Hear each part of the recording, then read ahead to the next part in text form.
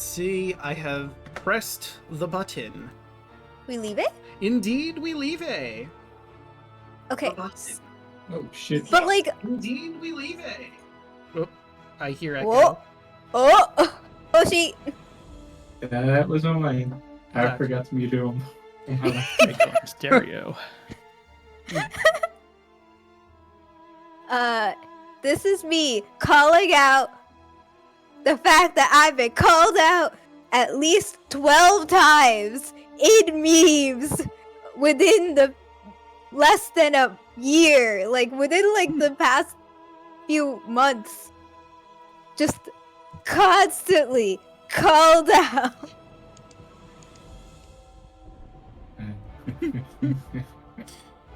Who could have possibly done a such few. a thing? Huh? Who could have possibly done such a thing? With a few very consistent people who constantly call me out in the memes. And this is my call out on them calling me out. Broaden. And Lost Make it nights very as well.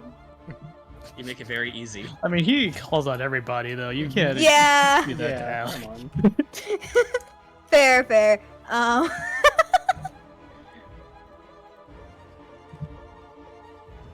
Listen, in all fairness, you can call me out for all the stuff I do and done.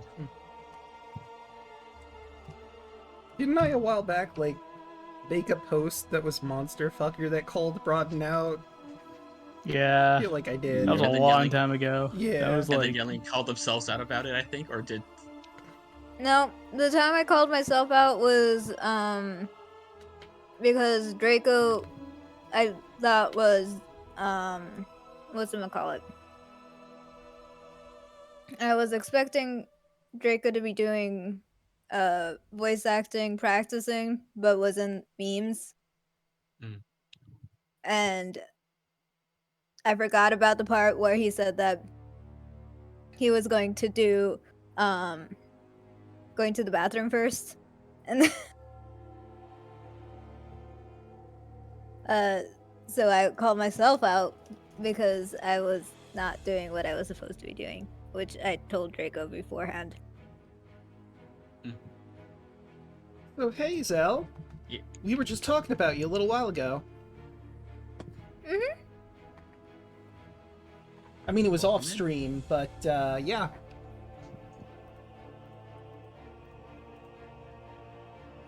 Wait, you guys actually did talk about someone?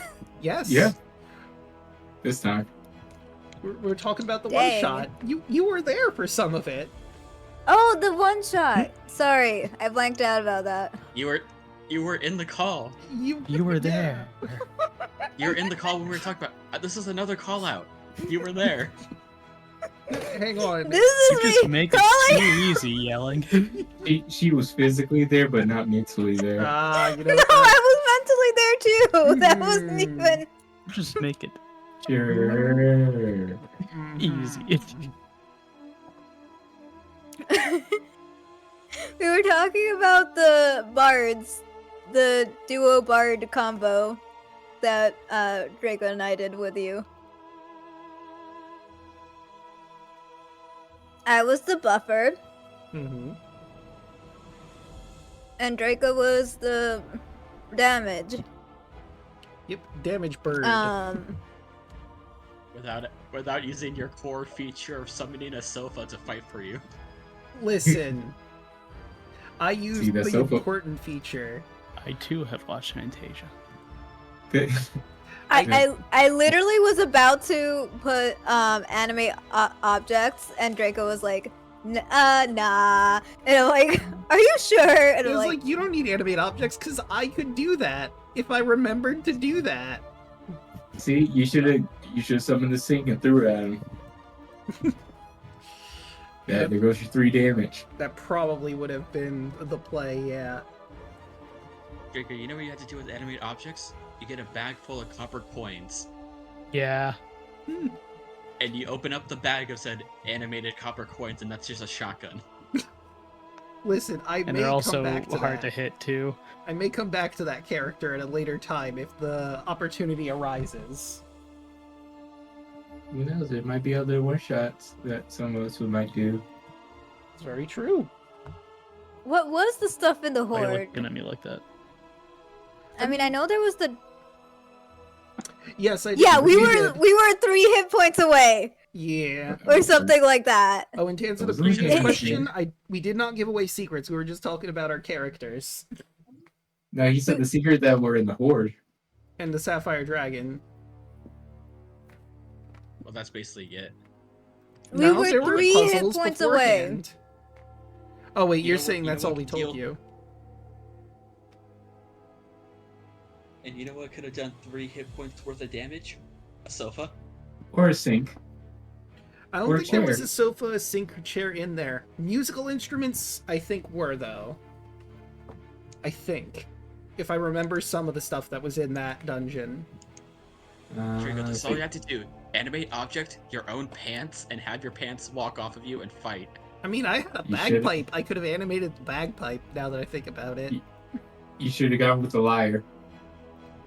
nah, because a gem dragonborn with a bagpipe sounded too funny to me. I want to do that now for a creation bar. Have like tearaway pants. That's my animated object. God. Just rip off my own pants and have them fight for me. So, you think you're a threat, eh? Tears off pants. What are you doing? And then the Joke's dance on start you. dancing. I don't have anything down there. Fear my pants. It's something else. You have to specifically play a character that does not have any junk. So you don't have any weird awkward stares. Or Just, you just could have the just wear tearaway underwear. pants.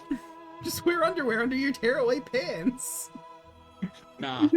That just reminds me of this one anime thing which a dude just like flexes and his clothes just fly off and just starts hip thrusting towards a person. That's exactly what the bard's gonna be. God damn it. Just flex, clothes come off, and the clothes fight for me. You just watch in the background, just hip thrusting in a circle. You want one of my bard homebrew items? The belt of pelvic destruction. Oh my god. Yeah, I will need that item. In the document, there is in all caps, "I'm sorry," in bold. I mean, I actually made a homebrew item called the Party Starter, just because of the Heckna campaign. The Party Starter is basically is a hammer that when you hit somebody, you do 3d8 worth of damage, and they get blown back. Or the other effect is you can hit your ally and heal them for 3d8, but they also get knocked down, blow back. Oh, I realized I forgot to mention, Daluna is not here, unfortunately, because he had stuff to do early in the morning, so we will be autopiloting Kardec for this particular session. Also, I believe there was talks on who would do the recap this time.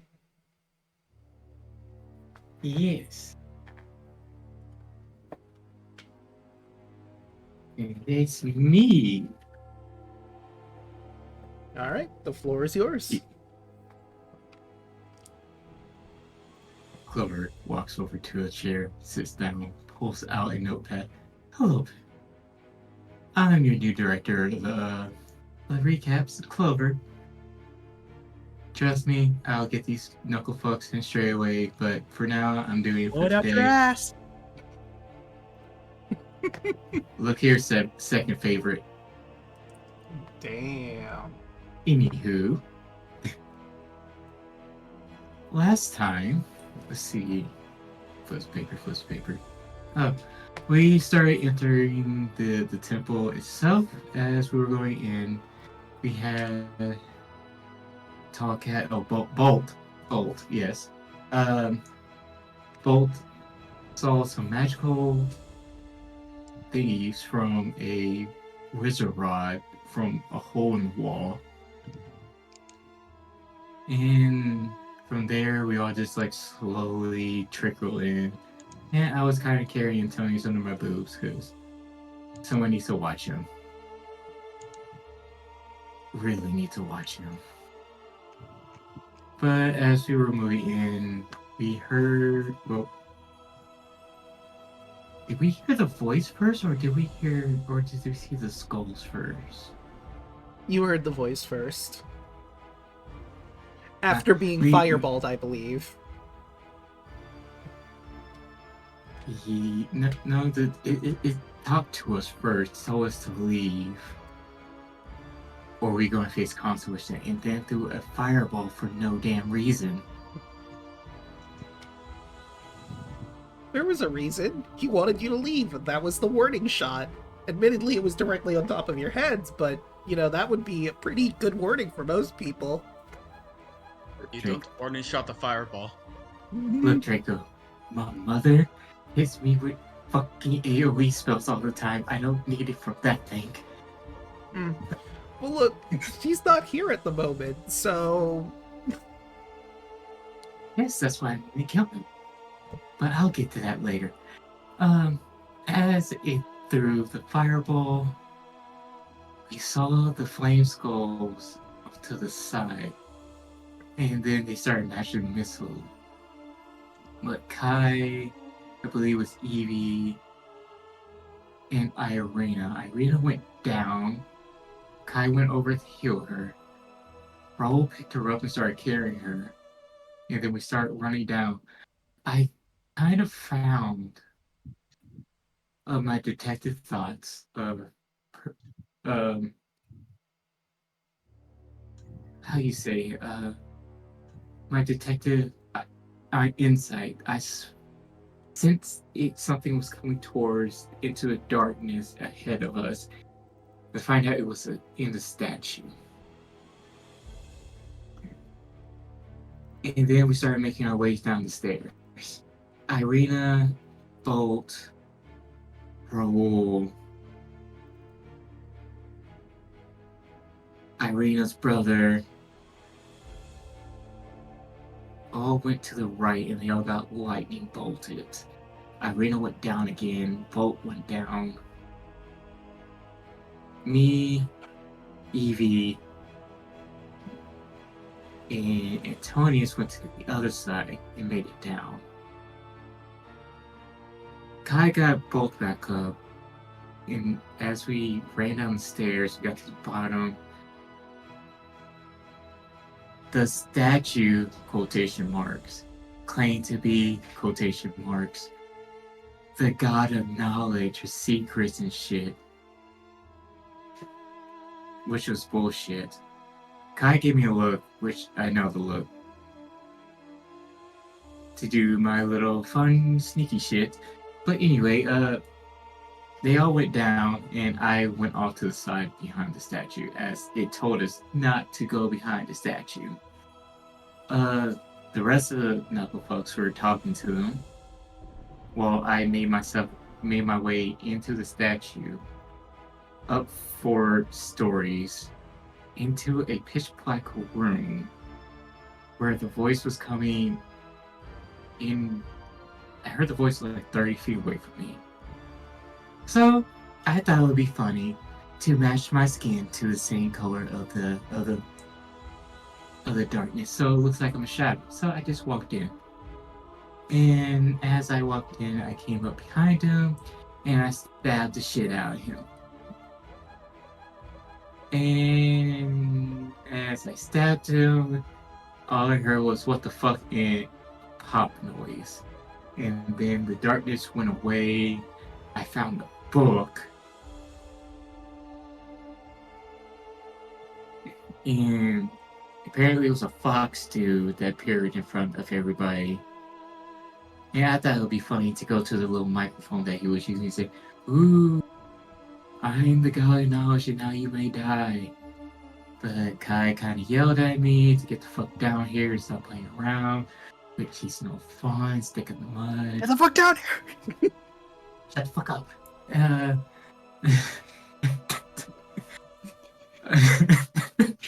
Get your fucking pale ass down here!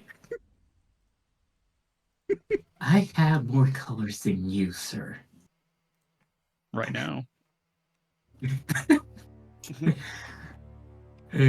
As that happens, they started all attacking him while I ran my way down. You put up the peace sign and disappeared onto the stairs, and he started running the stairs, and now we're in the chase. I want him dead. Gravely dead. All right. You can take your point of inspiration as we return ourselves to the shenaniganery that is happening. It was it was the Arcanaloth's turn. He had ported onto the stairs. Let me measure this out so I can see if I also moved him. Yeah, it was 60 feet to actually get him to the stairs. And then from there he moved some of his regular movement.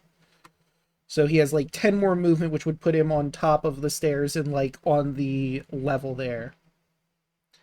And I did crash, unfortunately, in our previous one, so I didn't get to ask the question that I was asking.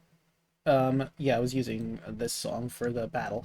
So if you move your walk speed, could you also use another speed if you had it, like walk into climb or something like that? Or would it be you can only move the 30? Okay. Good to know. That would be so broken. It would be, yeah. That's why I was like, is that a thing? No. No, it's not a thing, right? No, it's not a thing. Because let's say he had like 30 walk or like 30 fly.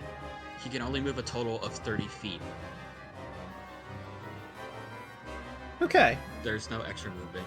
Yeah, imagine. It's just like, would oh, I walked 30, but I'm gonna fly another 30. Yeah. Okay, fair enough. So that would be the Arcanaloth's turn. So for all intents and purposes, he is on the level above you. He has the high ground. But before we go to Raoul's turn, he's going to shout, "The jig is up! Flame Skulls, activate! Go!" Son of a bitch. And you see the green light return to those arrow slots, and I will roll for them in just a moment. God fucking damn it. Yoop. Well, on the plus side, they rolled a 9.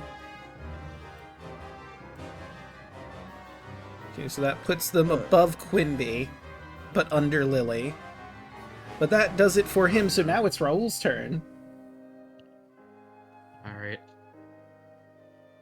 Some of you who have range, focus on the flame skulls. And I'm going to move. 35. 40. I believe that's 40. Approximately. Is he within 30 feet of me? Let me check. Because, like, you're at, like, the bottom of the stairs. If I measure from the other layer, it's easier to tell.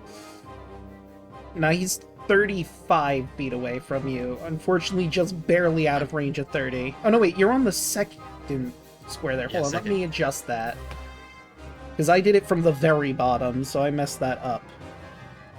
So then, yes, he is within range of that. He is exactly 25 feet away. Alright. Bonus action.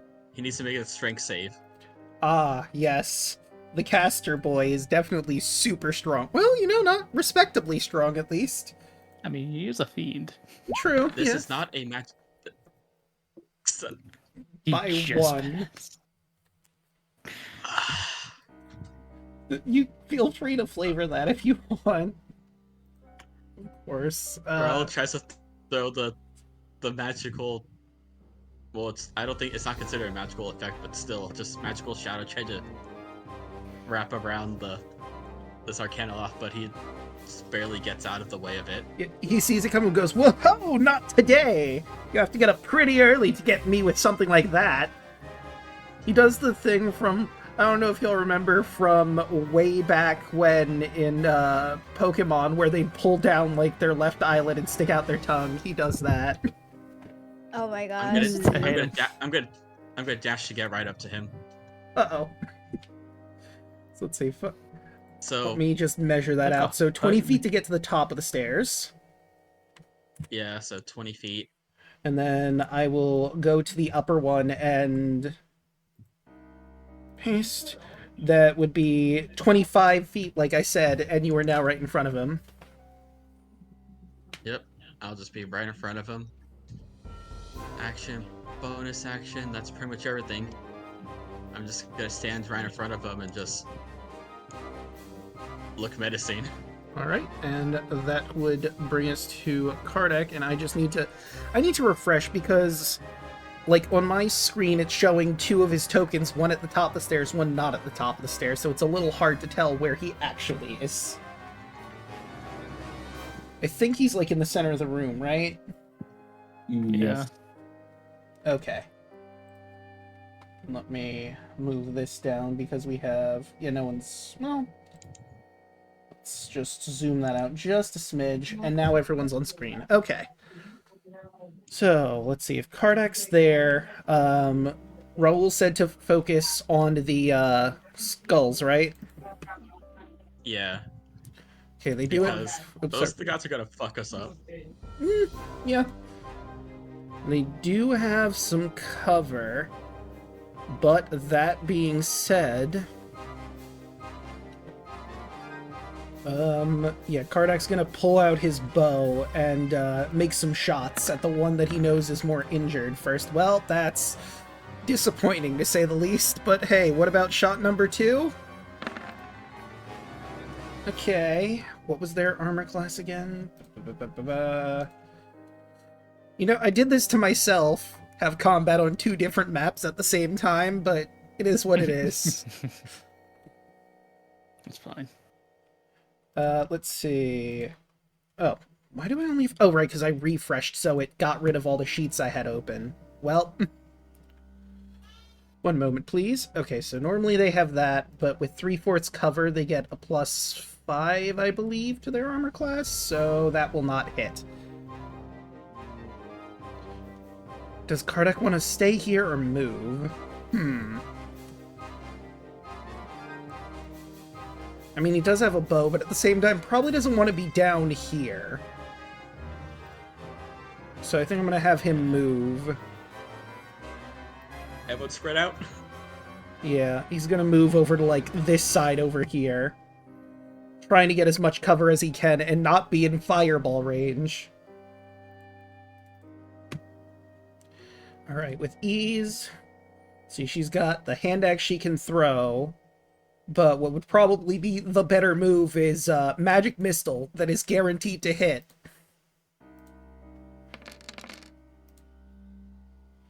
Alright, so let's see. That is 4, 3, and 5. Alright, well, that makes this easy. One of them is going to kill that Flame Skull. Yes. 4. And then the other one... -8. Alright. You do notice as the light flickers in one of the arrow holes, and it seems one of them has fallen. 1 down, 2 to go. Good. And Ease is going to move over to this staircase. So, again, not within a range for Fireball. Evie. Bonus action, I'm going to Step of the Wind. And go up here. And go up to 90 feet. Okay. So let me measure some things out. If you're like there, 30 feet to get to there, 60 feet gets you to the top of the stairs. And that leaves 30. 30 should be enough to catch up. So I'm gonna move you guys over to the upper floor just so you can roughly see what's going on up there, where I put That'd be Evie. great. So you can move her from this side over to wherever you want to move her within an additional 30. Yes, sir. Oh, right, I copied your token and moved it over when you had one on this map. Let me get rid of that one so we don't have two Raouls. Whoops. No, I have two of me. It's fine. Raoul knows the Shadow More Clone than there. Jutsu now, it's fine. No, I cured that. Well, Maybe. you know, Go fix cure this guy in the butt. is a strong word. Suppressed it. I gave him NyQuil. Anyway, There you go. unarmed strike. Uh-oh. Haha! 11. He dodges out of the way, just barely. Things getting a little hot over here. 9 9. won't. Fuck. And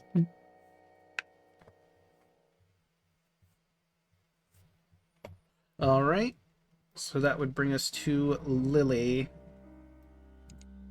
And, let me move Isn't Kardec. Evie flanking? Oh, yeah. But, that still would not Oh, bring it no. high enough. Okay, so Kardec's actually on the opposite side, and... So he's, like, here. And Ease was over here. Okay. So let's see. 15, 25, 40. Lily cannot attack the Flame Skulls as does not have range for that. Fortunately, the Flame Skulls go next, and there are people in general proximity of each other. So, everyone in there needs to make dex Son of a saving bitch. throw. anybody in my circle gets a bonus. Zoop. Damn it.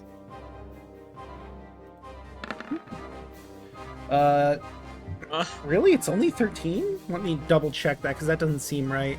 No, yeah, it's 13. You just gotta beat 13.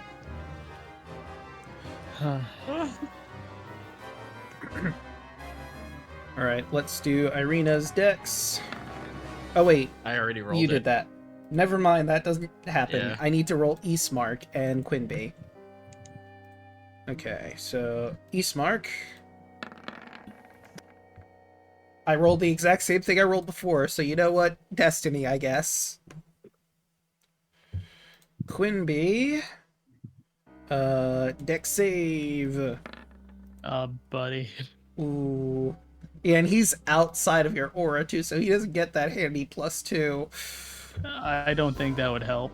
Yeah, it wouldn't. Quinby is down. Because he takes the full 19, and he was not at 19 health.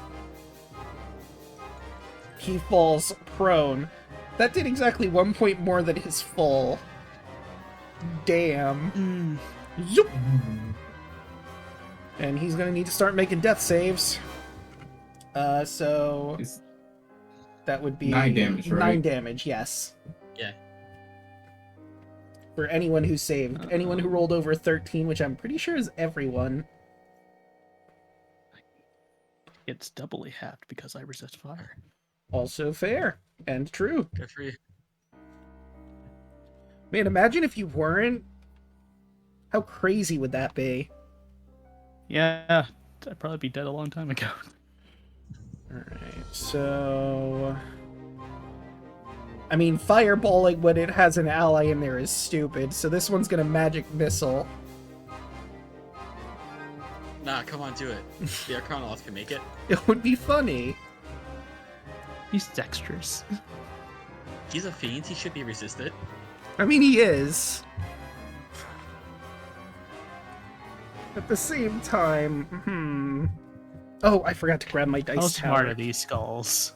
I mean, above game lore, they used to be wizards, so I'd imagine they're relatively smart. And they are. Used to be. Yeah, Ah, but they can still cast, which means they have knowledge. Go on, you flaming skull. You wouldn't do it. You wouldn't throw a fireball directly at this? You get the feeling Fucking it's staring at you, Hoshi. just shaking his head. And he's gonna launch Come magic on. missiles at you. So let's see, that would be... You know what? For sake of ease, all of them are going towards Raoul, because he's the one who's damaged the most. So it makes sense to try and take him down first. So that's 11 force damage. Ow. It's okay. I'm still pretty healthy. Thank you, Yogg. And that would Man, be... guys, I don't think I'm gonna get rid of my dark gifts. It feels good to have over 100 health. I forgot to roll something. So I'm gonna do that real quick. If you get tough, you're just a mini boss. Basically, at this point. Oops. Okay, so that and this. Nope. Almost threw my D10. Okay, yeah. That's something I will keep in hand for later. And I need to roll Quinby a death save.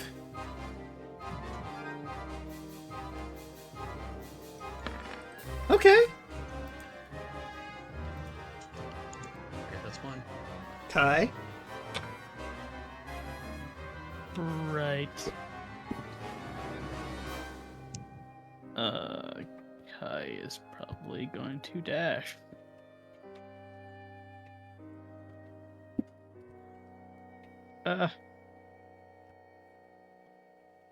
Dynamic lighting using so much RAM.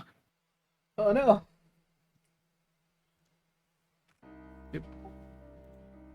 And I can only go up about... Ooh. Here. Excuse me. Alright. That's not right. Hold on. Wait, is Just it- realized I've had my Oh. headset muted this whole time. Oh no. I can go up to 70 actually. So just about here. Okay. Okay, I'm done. Alright. But what I was saying was, I don't know if it's the case for everybody else, but my turn order has nothing on it on this map. Same. It's because we switched from the lower one to the upper one, so it's not showing your turn order. I can still see it, and I will call out, but I can also start transferring stuff over. I think everyone is in relatively the same positions they are down there, but let me double check. I think more or less. Yeah, I'll just let it be as it is, and that will bring us to Bolt. Alright, Decisions. On one hand, he doesn't want to be in fireball radius anymore.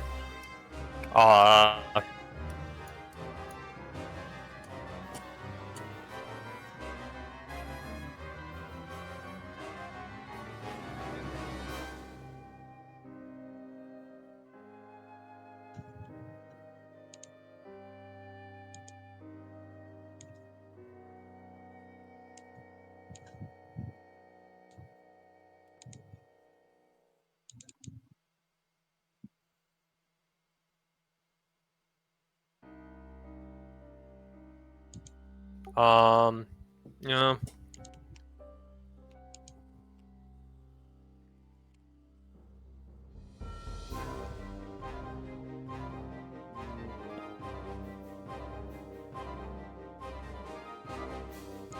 Oh yeah, I forgot the dancing lights are around. Yeah. They do be around. Like, one's over here.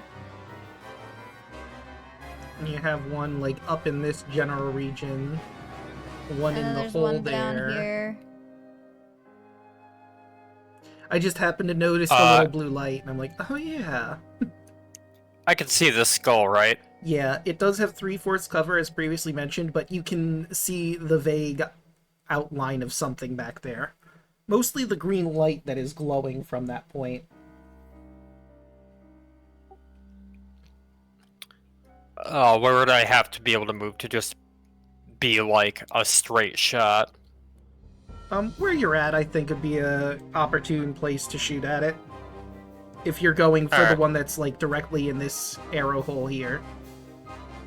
Yep. Bolt is going to whip out the gun, and I'm gonna launch 2 shots at that thing. All right. 11. Yeah, it's not gonna do it.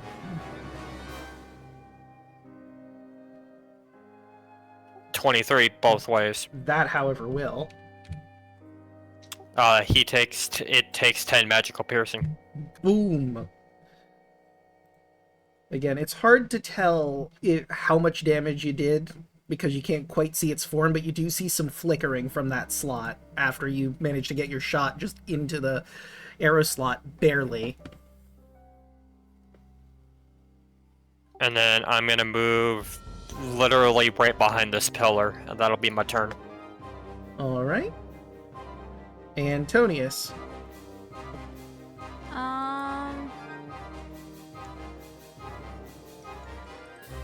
I can see this guy. Mm-hmm. What can I do with what I can see? Quest.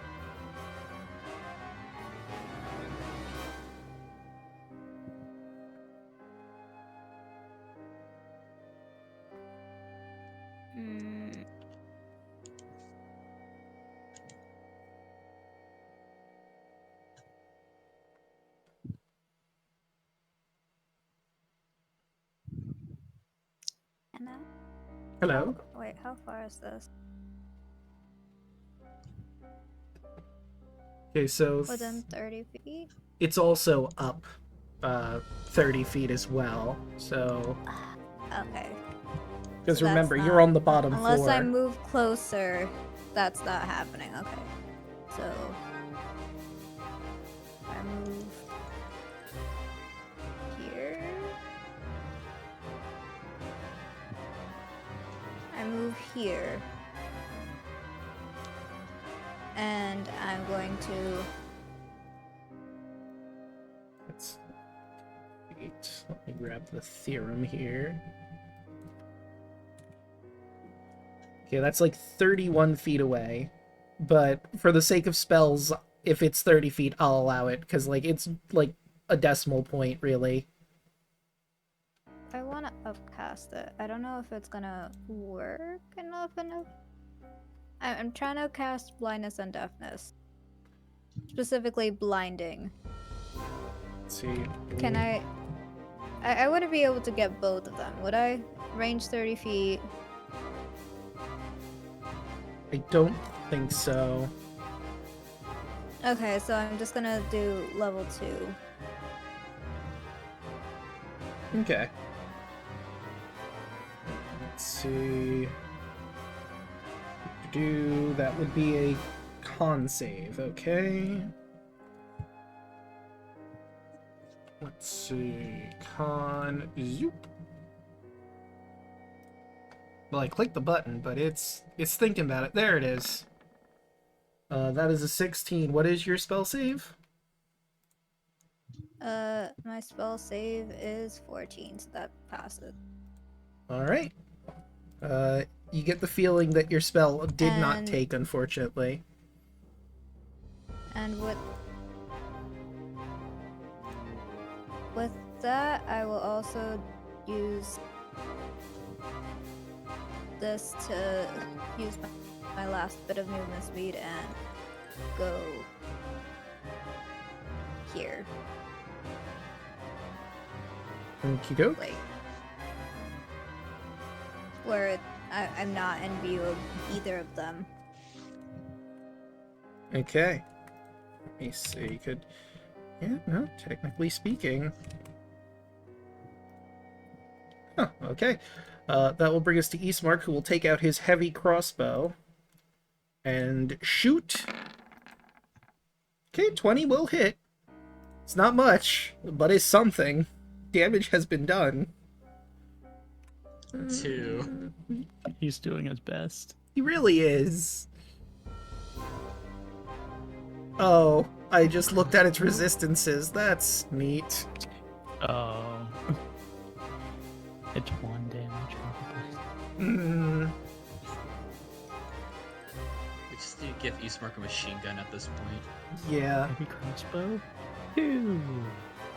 Also, I realized something based on its sheet. I'm gonna have to give him a little bit of health back because it mentions piercing. In general, it does not mention that non-magical piercing. So all piercing, it seems, it is resistant to.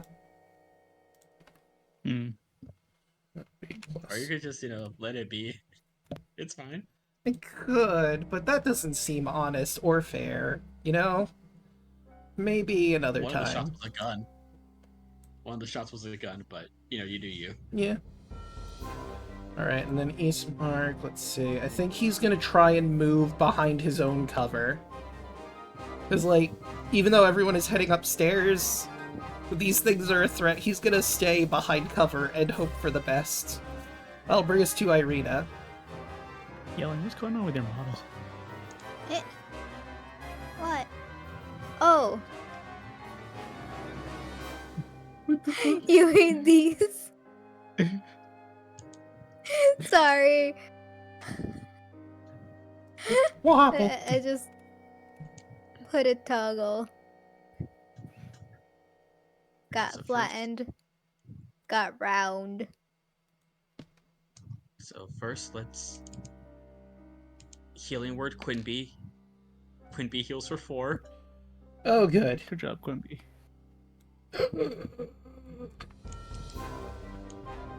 Did anybody get the number on that skull? She's just gonna...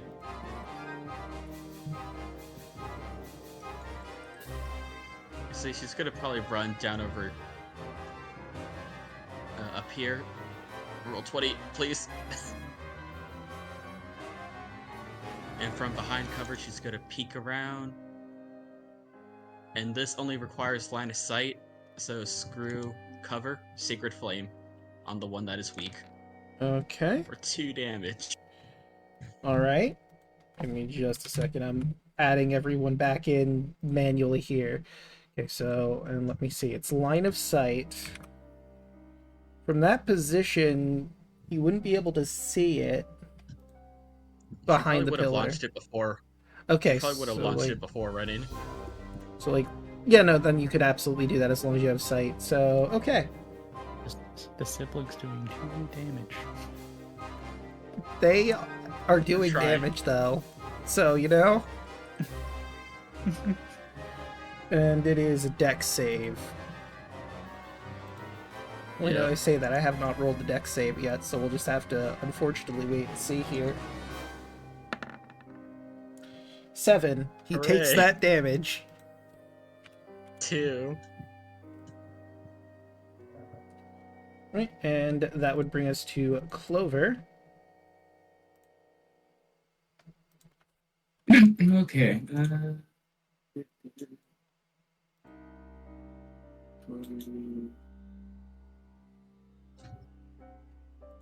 Right there. 60. I am going to cunning action dash here. Can I see him from here? Give me just a sec. Okay, good, I got rid of that, and let me look at your... Yeah, you would be able to see him, like, just barely because you're, like, on the lower end of the stairs, but you can see that there's someone up there.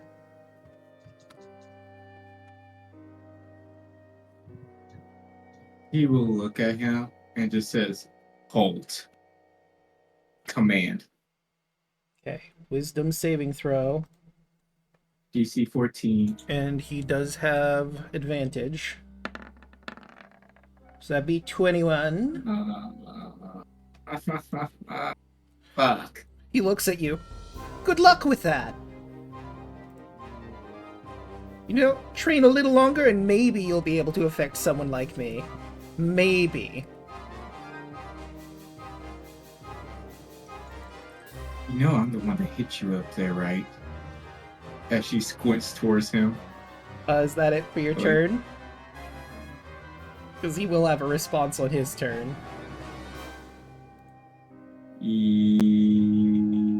Yes. Well, that's if you can find me. And he taps his head and casts... Where is it? I know he has this spell. I could have swore he had that. Am I completely wrong? Oh, yeah, it's right here. It's an at will. So he taps his head and boop, becomes invisible.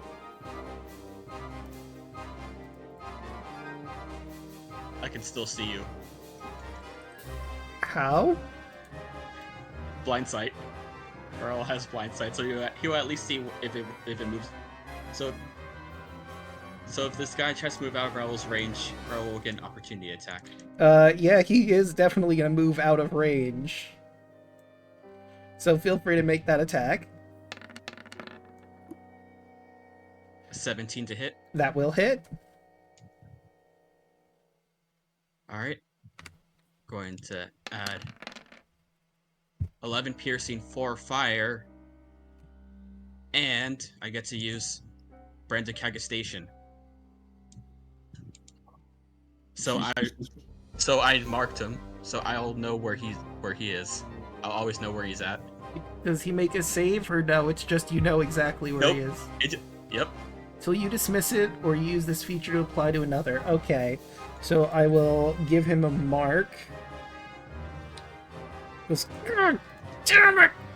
And I need to make a con save, see if he holds on to his invisibility. Oh, poor baby. Maybe he thinks smarter you will. Getting blindside is great. 21. Okay, he holds on to it. And because you do know where he is, I'm putting him back on here so you see where he's going before he vanishes. One moment. Okie doke.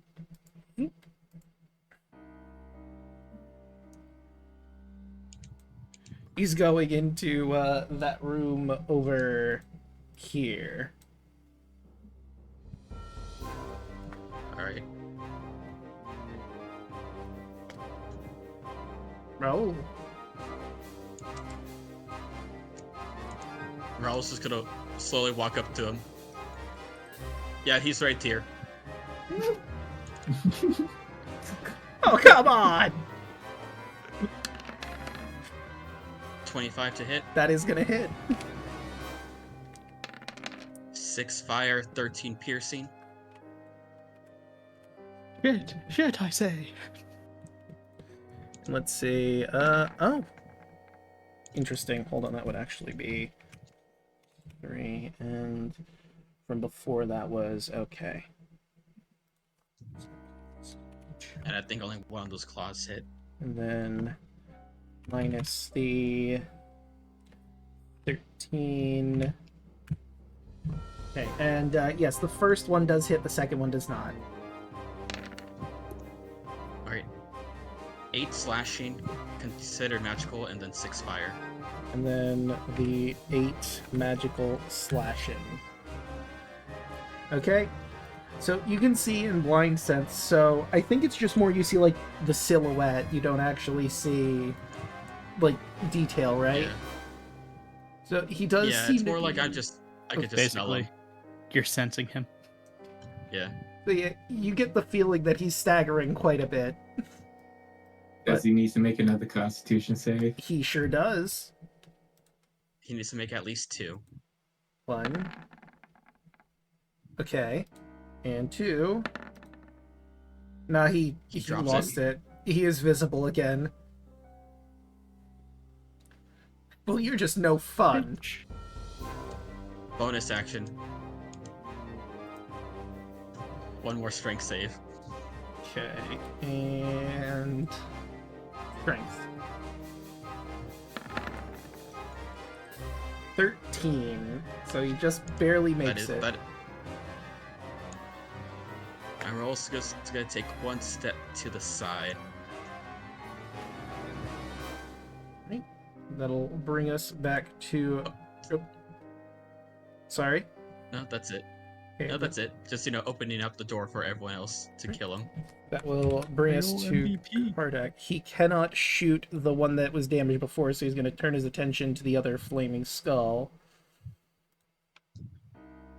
Although, he does have spells. And this does seem to be a pretty not great situation. What's the range on? So that's the range, and then it is a 10-foot radius sphere. Okay, no, it wouldn't hit both of them if he did that. Dang. Okay, so not going to use that.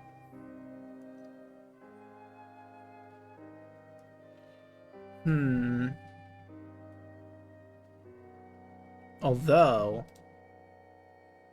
but it's not really going to be helpful in this situation, because he knows that they are flaming skulls, so they probably won't be affected as well by fire.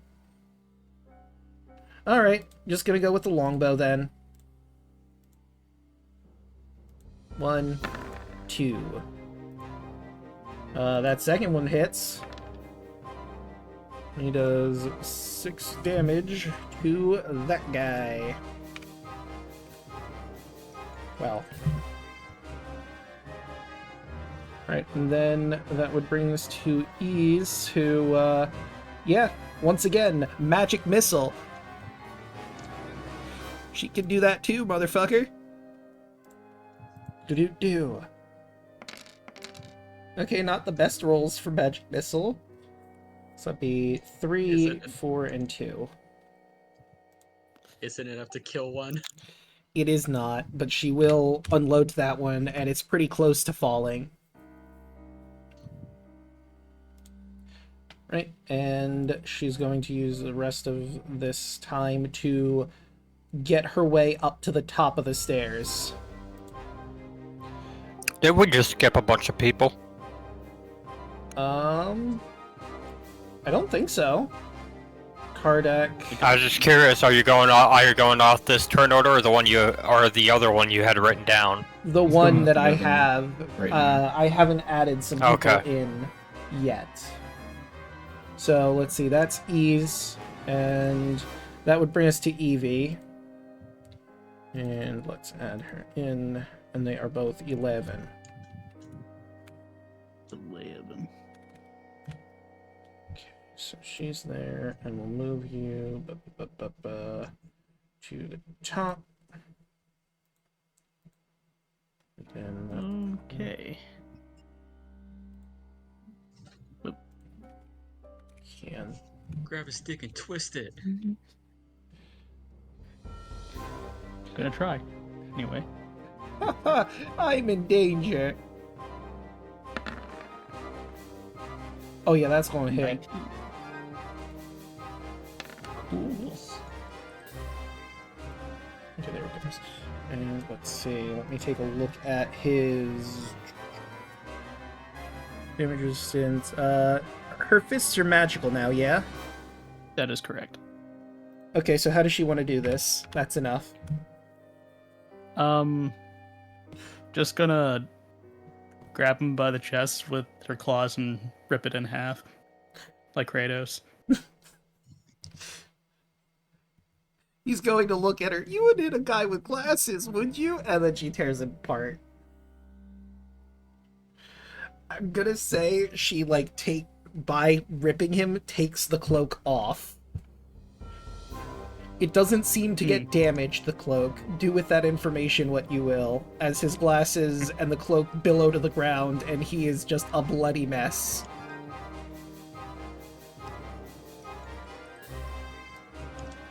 Take his pants. His pants. That's a really nice cloak. It is pretty. You know what? Yeah, nice cloak. She'll just pick it up. I mean, what else is she gonna do? I with mean, her gee, if sword? it's magical, it's not like you don't have anybody here that can use Identify. Yeah, if only, If only you we had had that. someone like that. Didn't he die? Yep. Oh, Yeah, he's gone. Maybe. Unless... That's why you have other people. Hey, Bolt, we found some pants. It's a cloak. It's a cloak. Cloaks would be worn as pants. Yeah. I mean, you know what? You're right. Being too close-minded here. Okay, I think I have all of the turn orders sorted now. I'm missing. Ah, okay. If I can just grab... Okay, there we go. So then you and... Okay, I'm missing 2 people. Bolt and Antonius. I forgot the Tabaxi. Add turn. Add turn. 24. And another 21. Why is it not letting me edit? There we go. Okay. And is that all for... Well, actually, he's dead. That Yep. just leaves the flame skulls, and she can't really do much about that at this time. No, she does not do range. You are correct. So that will bring us to Lily, who has a very similar problem. Let me grab Bolt and put him where he belongs in turn order. There we go. So she's just gonna run over here. Well, actually, there's not really a good area for her to go where she isn't in, like, magic missile range. But no, yes, there is. She's gonna dash and move into here. She's got cover there. Good Lily. Okay, and he is dead. And this one... Actually, let me see what he can see with that. I didn't mean to move the dang token. Let's see. He could... guess what time it is for everyone in this circle? Deck save time!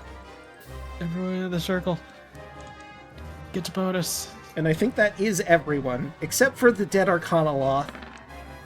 Oh, well, I mean, who cares about him? Very true. He's dead. Yeah. Quick, Evie, use the body as a shield. She Hold does. on. Okay, so she's fine. Okay, and then you guys can pair theirs. And let's roll that fireball. I think this is Okay, the she first passes. one She's this good. is doing. Okey-doke. Boop, boop, boop, boop. Just a regular roll. 3rd level fireball. Anyone who rolls higher than a 13 takes 6 damage. Anyone who rolls less than a 13 takes 12. Oh god, look at all the ones. Yeah, he rolled an obscene amount of 1s in that one. That was really lucky for you guys. He got demoralized, seen his Yeah. boss get murdered. Oh, they And then the other one... is it going to be vindictive and put Quinby down? That would be hilarious and sad at the same time. Although... Don't you fucking do it. Although Antonius is like... Well, actually, no, it can't see Antonius. Let me see through his eyes who he can see. Grant me his sight. Grant me sight beyond sight! Exactly. Let's see. He can't see Yeah, Irina. that's hard. Can see Quinby.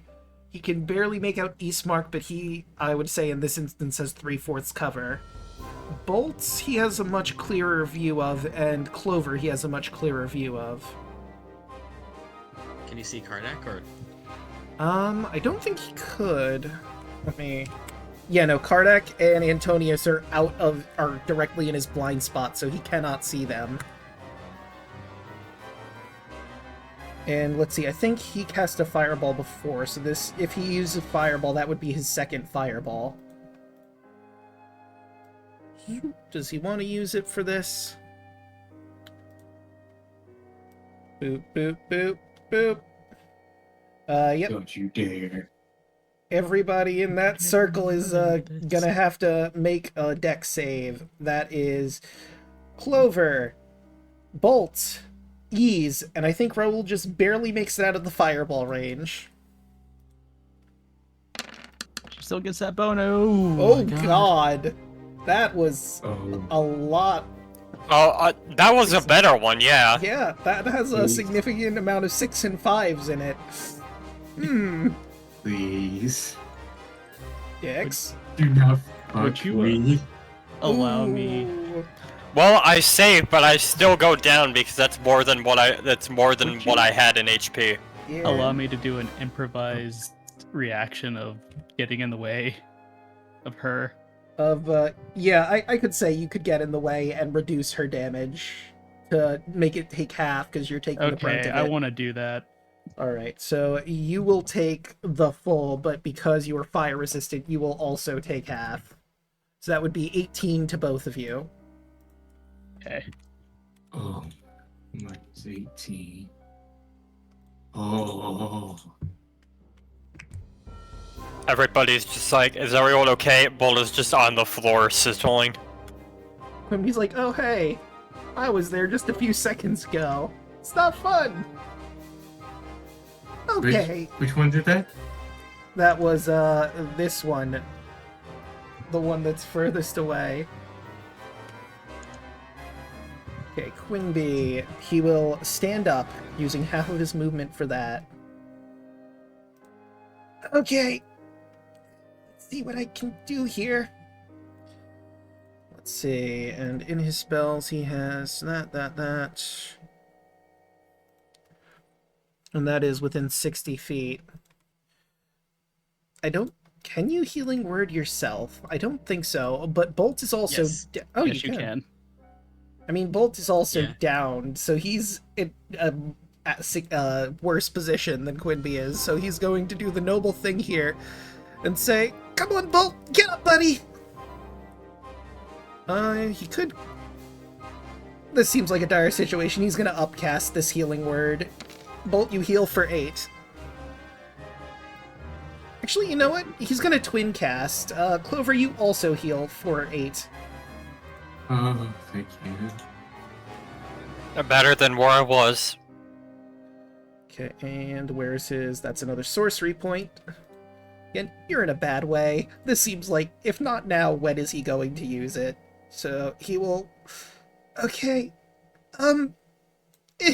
He's gonna try and get to where Irina is, but I don't think he's actually in... Oh no, he actually is in cover. They cannot see him from his current position. Kai.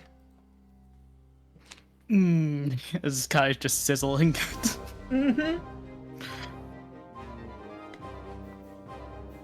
Real tired of these.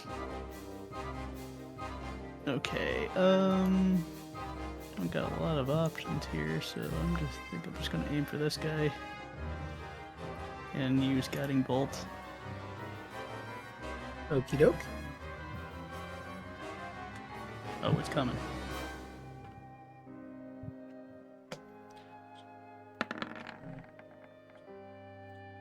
Yeah, that'll do. Cool. For 15. Okay. Let's see. And that is Radiant, and he now is glowing even more than he was before. Fucking hit that thing. I I'm rolled. done. Alright. I rolled something off screen that will become relevant on Iza's turn. Bolt. You need to use some of your movement to get up, but you're up. Yep. Do I have a direct line of sight to this one? You do. Alright, cool. Bolt is gonna put away the pistol and just his hand is just gonna start charging up with electricity. And he's just say, man, I really wish I had a diamond right now that was conveniently worth 50 gold pieces. But I guess I'm gonna do this instead. Witch Bolt, Okay. second level. And that is beam crackling blue energy. What save? Oh no, wait, it's an attack. That's right. And you have So with advantage, that's 18. And that just barely hits, thanks to 3/4 cover and advantage. Takes 13 lightning damage. Okay, let's see. Flame Skull. Interesting. 13. Okay, so he takes that instead. Whoops. And there is now basically just a line of lightning connecting Bull and this flaming skull. Okay. I'm basically palpitating this thing. Unlimited power! Alright, and any bonus actions to declare? No. Right. That will bring us to Antonius then.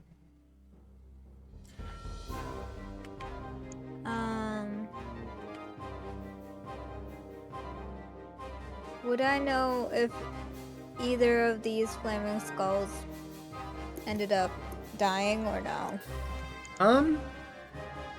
Would mean- I have figured out? Because I can't see them. Yeah, you're not seeing I light can from see that one. This one.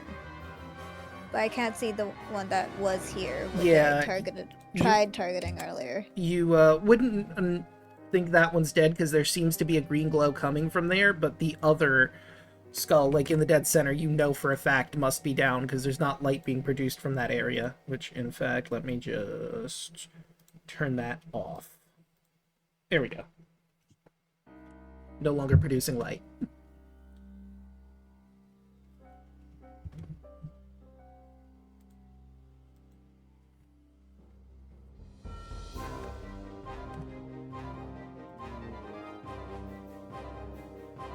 Okay.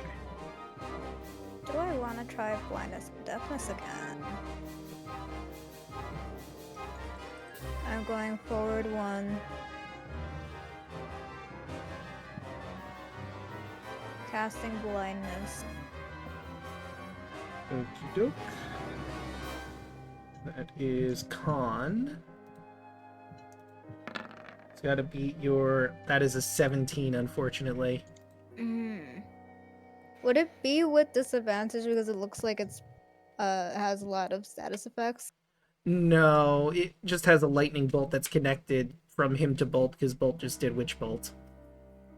There was a lot of Bolt in that sentence, I just noticed, but Yes. that makes sense. There was also a guiding bolt before the Very Witch true. Bolt that shot by Bolt. That 3 bolts. So the guiding bolt helped Bolt use his Witch Bolt to hit the flaming skull. I hope that makes sense. In Are that we good? case, We're good. I'll use cunning action again to get myself out of range. I think that's out of range, right? Yeah, where you're standing, they cannot see you.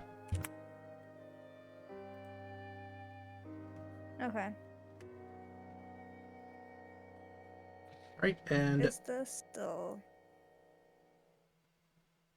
I think that's still on... Okay. I'll leave those as are. alright. Oh wait, this far one... Still in range.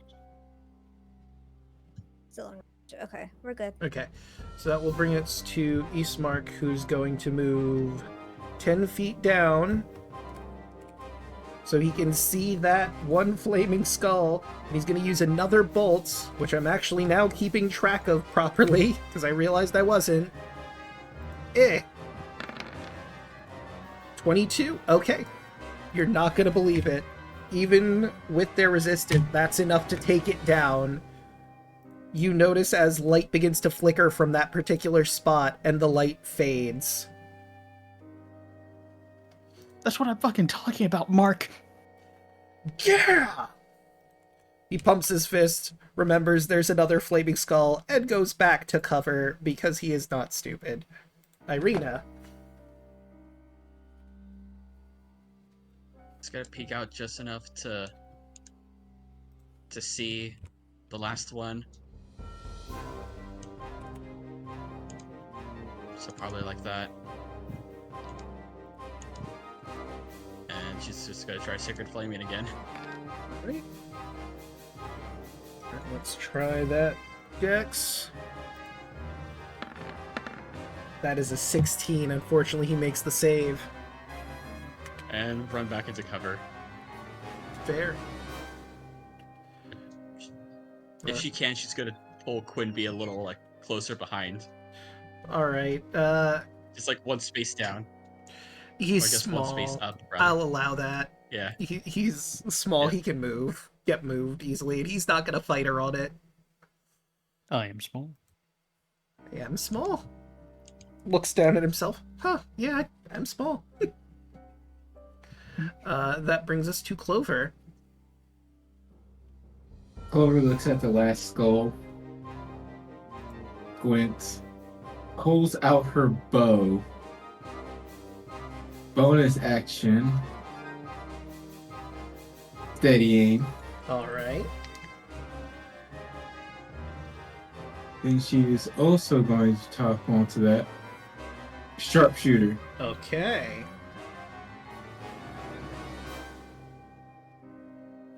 And she's going to shoot this one. Nat 20. That'll hit. I know you're very surprised by that revelation, but yes, a 27 will hit. I don't believe you. Slap on your damage multipliers. Yep, with sneak attack as well, because I gave myself advantage. Very true. Okay, so the first one is the sneak attack, and then the second one is the arrow. No, the arrow is the one down So- here. So It adds 10, so it's 5. So 5 and 6 are the two sneak attacks because of the crit. okay, so 10 15 and just gets 6. added flat. Okay, so I'm gonna be real with you. The sneak attack is enough to eviscerate it. So how do you want to do this? He looks at it. She's pissed off that she got hit with another fucking fireball. So she pulls out her bow, aims, dead forehead, shoots it as it hits it in the forehead. It goes straight through. Right, you hear a loud crack as your arrow pierces through, and the lights once again flicker out, and it is dead. And combat is over. As soon as combat ends, Ease is going to chime in. We need to get over there at some point. If we don't sprinkle holy water on them within an hour, they will come back.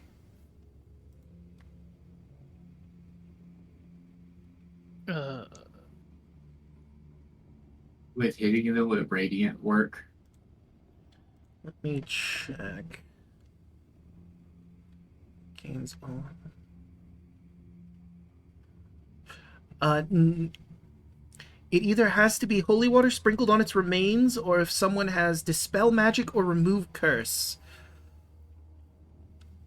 Those are the only things that will keep it from coming back. And if it does come back, it will be fully healed.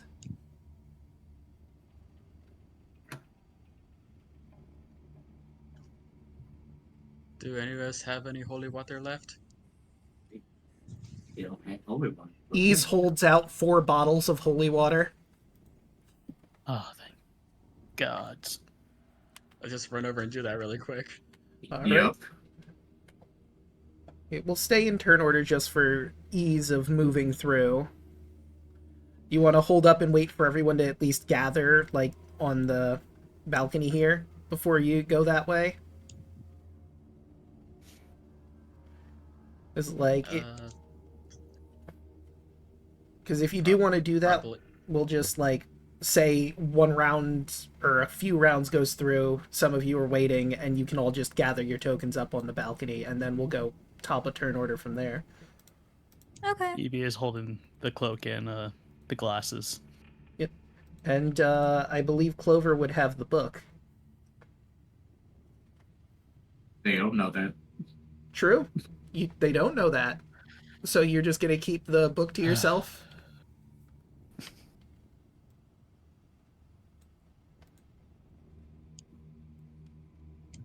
Hmm.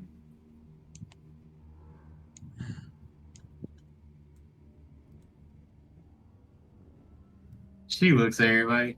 You know there's a room in the head, right? Kind of So guessed that. That might have been where that fox demon was staying.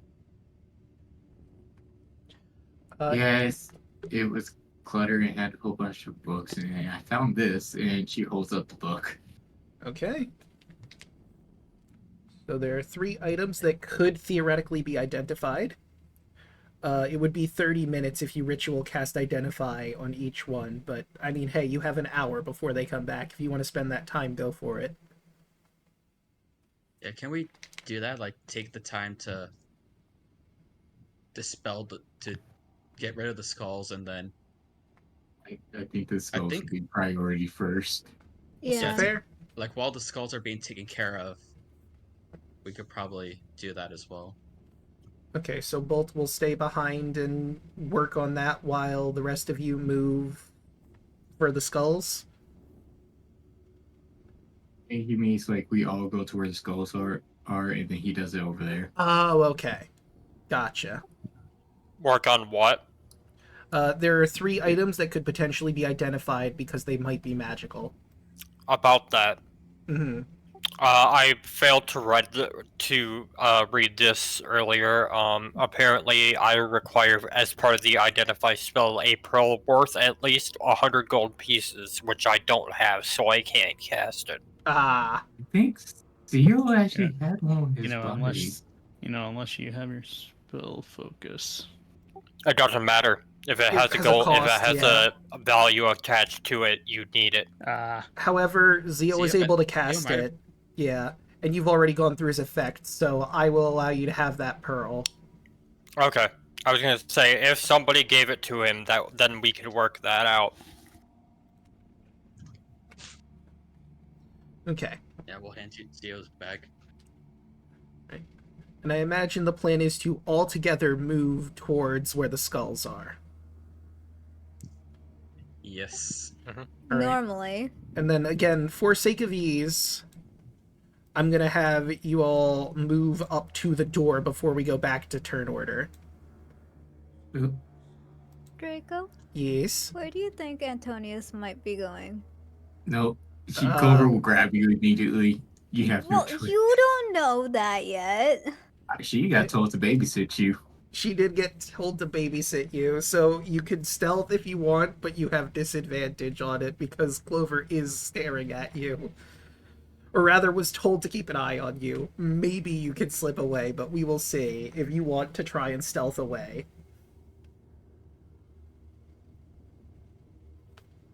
That is an 8. Clover, you see Antonius trying to slink away. Yeah, no. No, she grabs him. Uh, No. What happened is like 2 feet, two steps in a direction, and then Clover just swoops in and just. Yeah, the boo's going back on top of his head. No, you're not going anywhere. All right. Okay, so Bolt would technically be going first, but would he want to lead in? Also, a lot of you are pretty banged up. Do you want to use some healing spells or potions or something before you move forward? Just throwing that out there before you continue on. I tanked 4 or 5 fireballs. Mm-hmm. Still hurts. Yeah. I'm worried what's behind this door, Draco, because I thought if we just took care of the skulls and while Bolt's identifying, we just short rest up there. Well, yeah, no, but you have to get to the flame skulls. And they were, like, over this way. So you might have to go through a room or two. So, Draco, I sent you a DM. Mm-hmm. I will look at that. That be I'll allow it, yes. Okay. So And, for the sake of things, bold is ritual casting to preserve spell slots.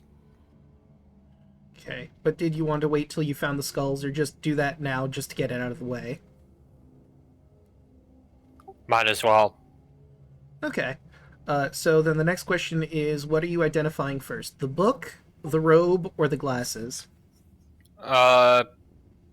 Probably the book.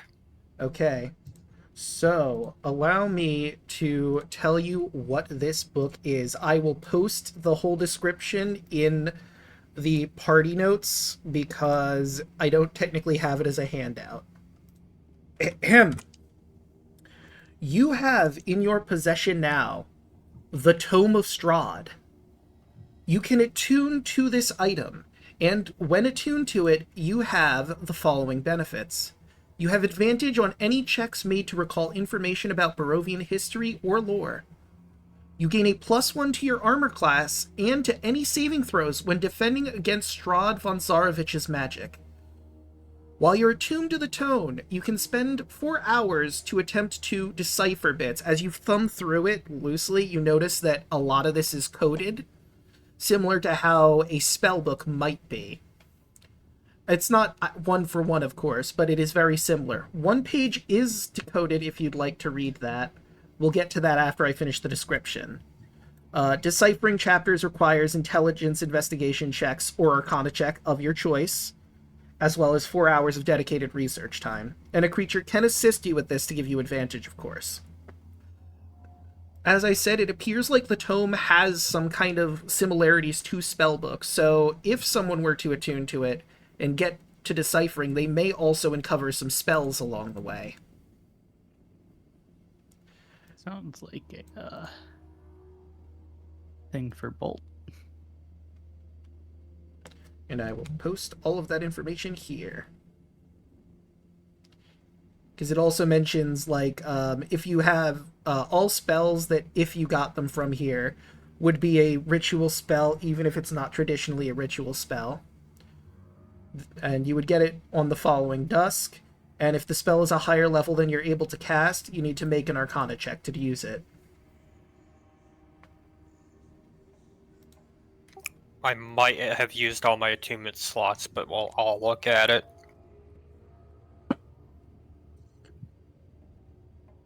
You have to be a wizard to use it. Wizard or some sort of arcane caster who has a decent arcana stat. I'm not. I thought you were a wizard. You were wizard and artificer. I am. Ah, I thought you said you weren't. There was a little crackling, so I Oh, didn't quite no, hear. I said who says I'm not a wizard. I did not catch that, the who says part. I just heard I'm not. Yeah, same. I We got think the gist of it, Discord though. kind of Yeah. screwed you on that. We got the gist of it. Yeah. You're a wizard, Bolt. Harry Potter theme intensifies.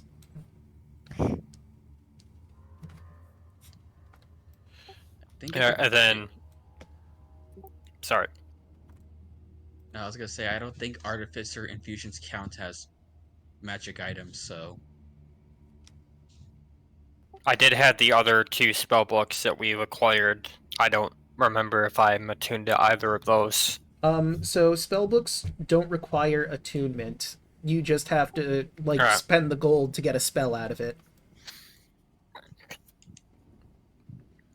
Oh yeah, my arcane armor, I think I have to be attuned to that as well. Okay. So I have at least 1 attunement slot taken. So you could take the book then. Questions for later. I'll do the cape next. Alright. After spending a minute, you find that this is, and I'll show it to all of you, a robe of useful items. Ah, And I will tell you all the patches that are in here, but we'll go through the proper description. Robe has a cloth patch of various shapes and colors covering it. While wearing this robe, you can use an action to detach one of the patches, causing it to become an object or creatures it represents. Once the last patch is removed, the robe becomes an ordinary garment. The robe has 2 of each of the following patches. We'll say he's had it... well, I'll give it to you. 2 daggers, bullseye lanterns that are filled and lit, a steel mirror, 2 steel mirrors, 2 10-foot poles, 2 hempen ropes, and a sack. In addition, it has a pag of 100 gold, an iron door, a wooden ladder, a riding horse, a pit, a rowboat, a spell scroll of some kind, which you cannot identify while it's attached to the robe, and mastiffs. It does not require attunement. Anyone could put it on and use this thing as it is intended to be used. Just make mastiffs. Yeah, just makes 2 dogs, since it's mastiffs, not mastiff. And of course, This item screams Quinby. I don't trust Quimby with that. If you're going to Give Hey, it give to let him me. have 2. he'll make Let him have hands 2 if you- dogs. Give it to me, Mike. can we trust you with it? Yes. You seem to walk away a lot. Why are you walking away? There's things to explore. Have you not Well- learned your lesson?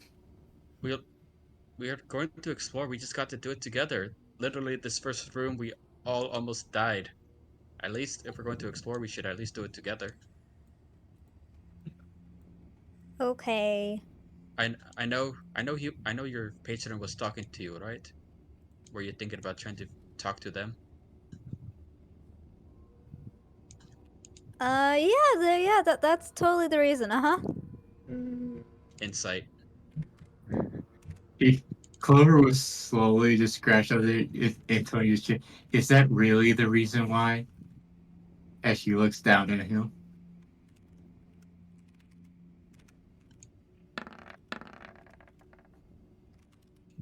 Okay, Nope. yeah, no. Antonius is full of bullshit. What is the real reason, Antonius? Esmeralda's gonna walk up close to you. He has not put his weapon is still on fire, but it's just he just kind of has it to the side. Oi, what's with the thread? What's with the thread? We're all amongst friends here. Antonius, literally the other day you tried to throw yourself at the enemy. If we cannot She's trust a you, beaut, then- okay? If we You cannot can't trust argue. you- if we cannot trust you in this party, then I don't think we can have you around if you're going to compromise everyone's safety. You have to be honest with us. Wait, who are you calling a beaut? Don't worry. That one vampire. Oh, this That one lady. vampire. This lady she transforms into her. Yeah, that lady. One of It the looks- devil's wives.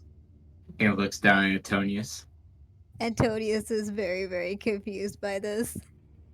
But like, scaroused? Confused? Yeah. Her boobs are still on top of his head. Clover, be careful. This boy is underage. You will be caught in a crime. A crime that we will not talk about it on this stream. Thanks, Rachel. Oh my I'll gosh. just do that You for got the sake- token. Yeah, for the sake of ease. If I ever have kids, I am going to show you as an example of what not to be. But Antonius, you have to be honest with us. Because, to be honest, I do not trust you anymore.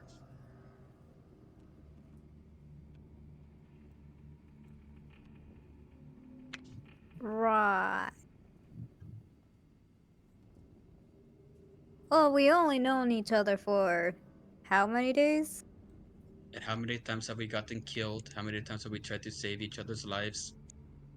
Honestly, it's been a few weeks. It has been a while. Clover slowly points to her Kai. All my life, all you Probably a couple hours. Huh? He said, how long do we know each other?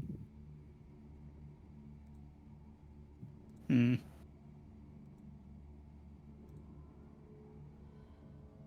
That's besides the point. Are we getting through this before anything else happened, or?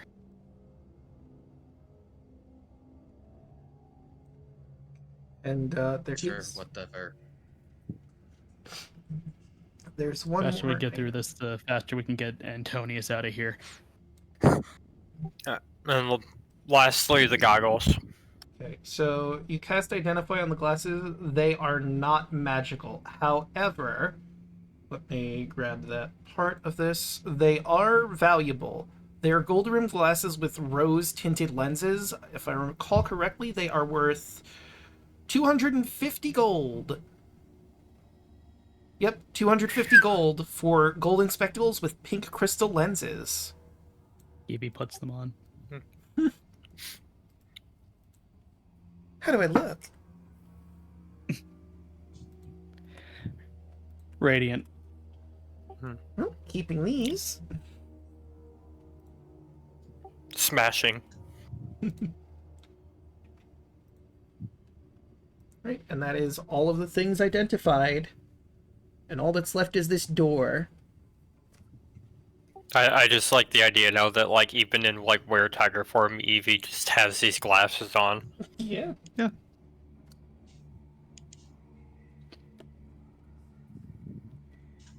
Okay, so Antonius whispers over to Clover, "Hey, while the rest of them are distracted, do you want to go exploring?"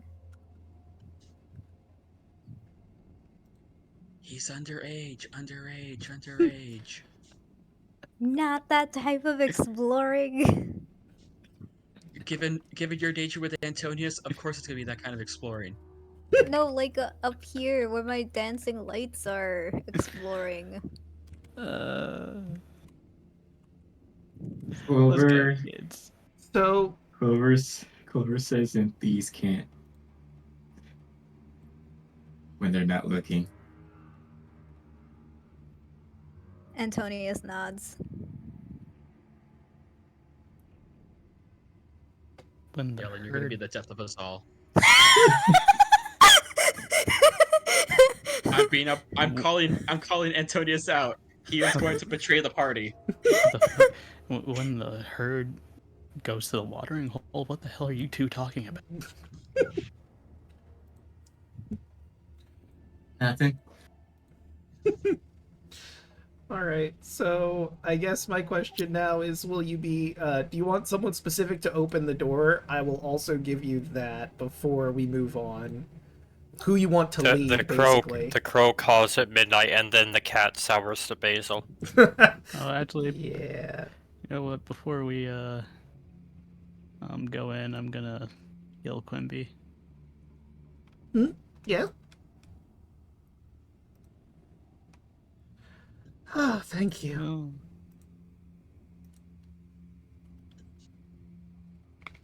Didn't do too bad. He smiles. I'm also going to heal myself. And I am going to do lay on hands on myself. Anyone that's in my aura and that's getting healed gets additional 2 points of HP. So we're getting in the aura, right? Yeah. Okay, Is so, that healed by you or just healed in general? Just in general. so it was what again? If Plus they're 2? healed, yeah, if they're healed by a spell, they get +2. It's like plus my charisma modifier. Okay. Oh, if it's specifically healed by a spell Mm-hmm. in addition to being in your aura. Yes. Yep. Okay. Just being in the aura doesn't do anything. No. I mean, it protects you, but, you know, it does some other things.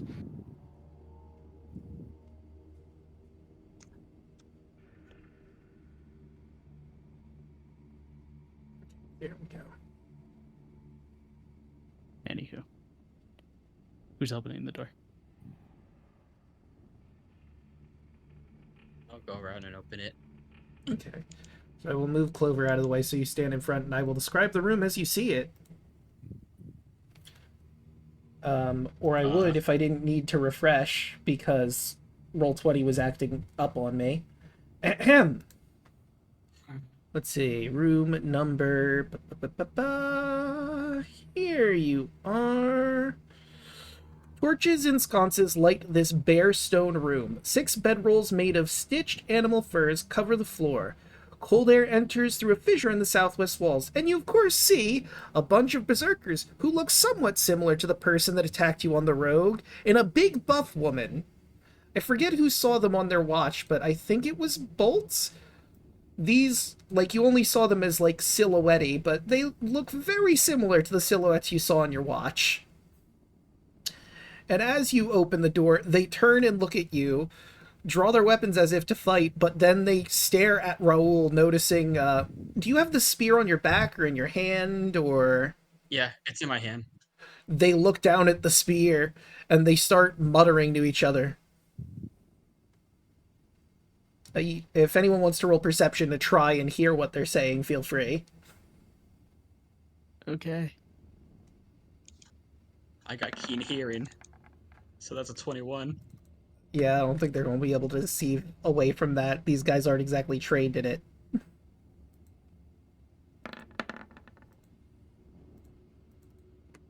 And... Yeah, then. let's see, and that was... Yeah, they are not doing a good job at trying to hide this. Raoul, you hear, they have the spear. K'Van's spear. Does that mean they're a reincarnation of K'Van, or did they steal it from his grave? Do we have to kill them, or should we let them pass? I don't know. It's kind of hard to say.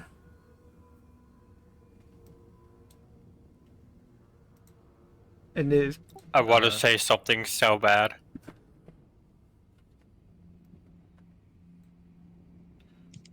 Can we just walk by? Is that okay?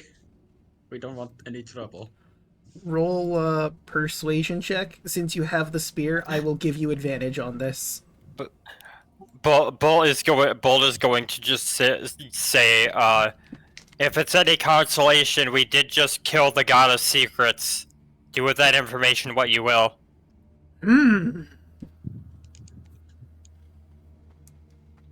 Not 20.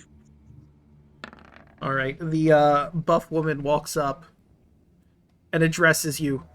Oh, mighty K'Van, you are free to explore. We, your people, shall remain here for the time being. Should you need food or a place to rest, you may rest here with us. Holy shit, did we just get berserkers? And I guess your friends, too. We are all part of a group, so it would be appreciated. Thank you. Okay. She'll go back to what she was doing, and the rest of the berserkers will sharpen their tools. And Raul will just turn back to everyone. Okay, we just got to... We go in, we walk out, it is fine. They're cool with us, they'll let us rest here if we need to. Just don't do anything to agitate them. The buff woman will chime in one more time before you move on. Be wary, though. Resting in certain places might have the prisoners here whisper to you.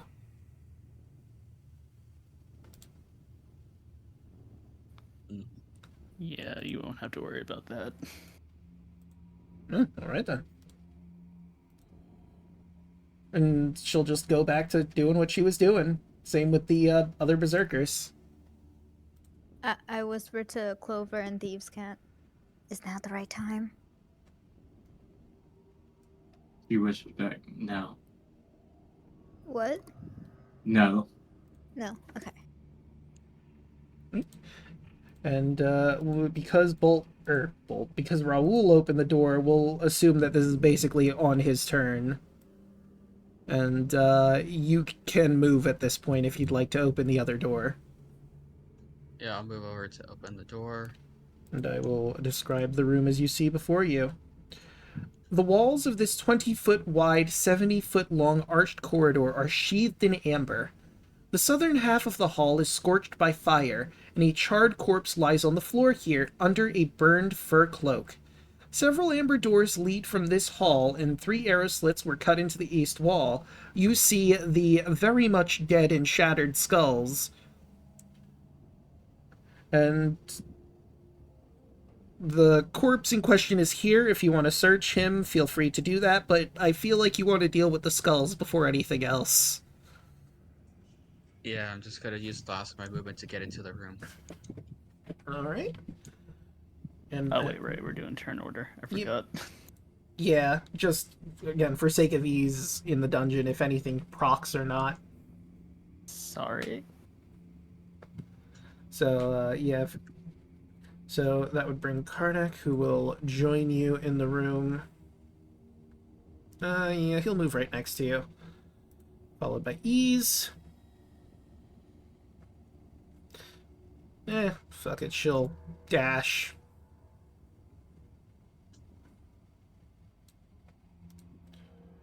Evie. I'll just have her do a reaction when Kai moves. She'll move Okay, that's fair. to make it easy.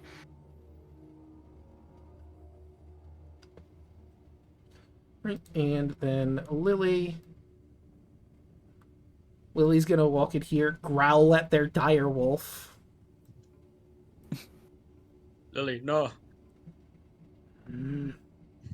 Calm down, girl. Maybe, They're friendly. maybe they'll become friends.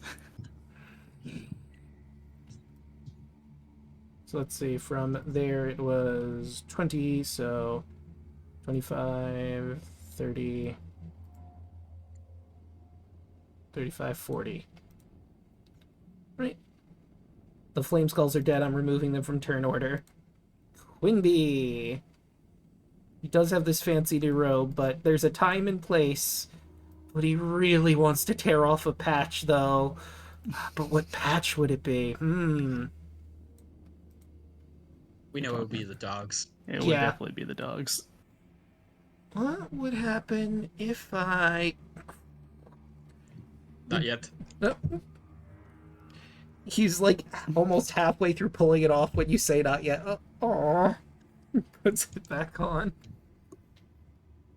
Not even just like a quick one? There's a time and place for everything, Quinby. Okay, I guess. Ty. We are moving. Alright. And you know what? I'll just dash up. Also, for sake of ease, I think Ease is going to hand out whoever can get closest to one of the flame skulls a vial so that this can move smoother. Okay. Also, I'll remind you, Bolt, you know that your patron is somewhere in this direction lower, and I think you would know by now that there is a hole in that room. Do with that information what you will. Yep, I was just thinking about that. Ah. Right, and speaking of Bolt, it's your turn. So Bolt knows that we're trying to stick together as a group. On the other hand, he does know his patron is the opposite direction, and also knows about that other secret room that more than likely has a door to get to the wizard. So right now he's kind of torn on which way he should go. But against his better, against personal instinct for his better judgment, he will stick with the party for the moment. So, and then I'll just dash. And you all see the charred corpse that's in here. Again, if anyone wants to do anything with that, they can. That will bring us to Antonius' turn, who's currently being grappled by So I'm Clover. waiting with Clover. Okay. Eastmark will come in. 30 feet. And why not? He'll dash.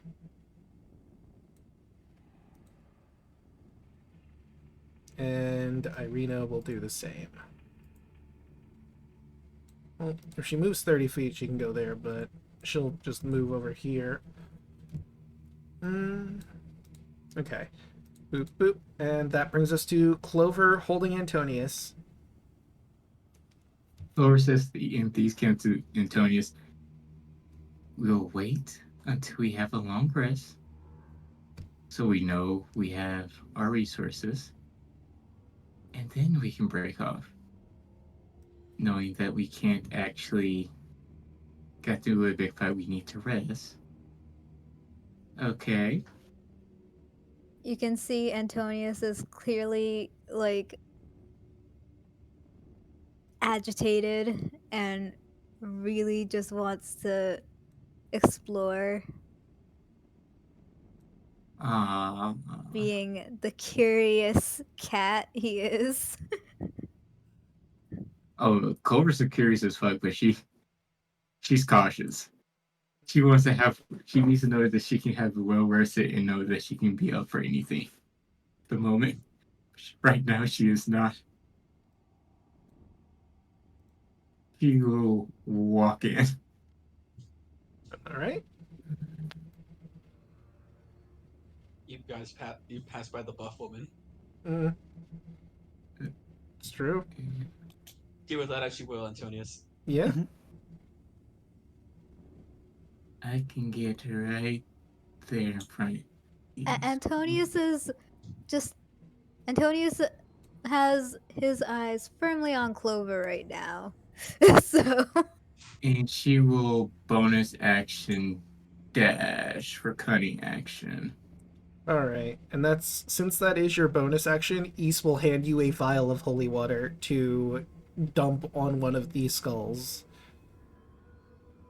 I can get to that one. All The right. second one.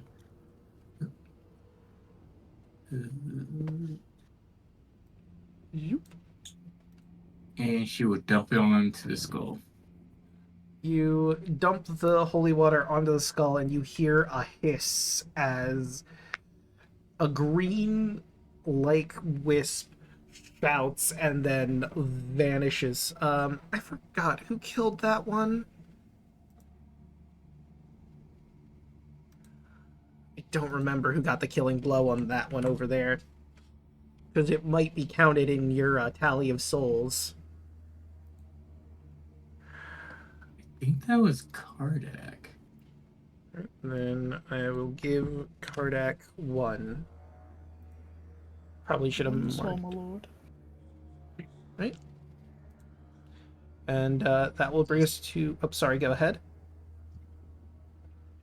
No, I was gonna say because I think it's only Kardak, Bolt, and the NPCs who are able to actually hit them. Yeah, Yeah. I only did one hit on them. Not that it really mattered. Yeah. 'Cause- I mean, I was the one that killed this one. Yeah, and you don't have a patron, so I don't have to worry about soul tallies for you. Joke's on you, I do. That's my mom. Traveler And- would get souls. I'll dump this the holy water on this one. Right? Similar effect happens where the green soul screams at you, and it vanishes. Unlike the previous one that went deeper into the temple. Okay, I was gonna be concerned because if it went away, Eastmark killed that one. It's like, wait a minute. Eastmark begins to sweat. What? Why are you looking at me? We had several knights coming up this way, so maybe they would have talked to them, but I digress. Alright. So that will be Kardak who will do the last one. And now Ys has 1 holy water vial left. But this was worth it in the long run. Now you don't have to deal with these 3 chucklefucks ever again. Yep.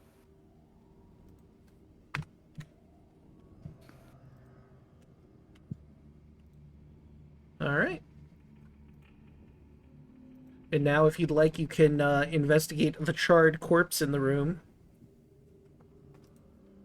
But that would bring us to Ys. Alright, where are we going from here?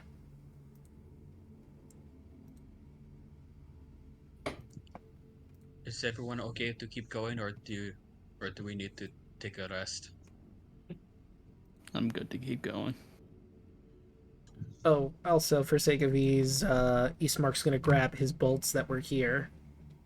Forget how many shots he fired. Clover will grab hers too. 1, 2. You know what? I'll say he shot. I think he shot 2. Yeah, at least 2. Maybe some before then that missed. So I'll say. It was like 2 or 3. It was like 3 or 4 rounds where we were fighting. Okay, so if he was always shooting at them, then we'll say he fired 3 bolts in here. Okay, and I'm gonna say he has 17 bolts at this moment. Okay. And Ease will look at everyone. It might be a good idea to rest since we have a safe room, but I'll trust your judgment.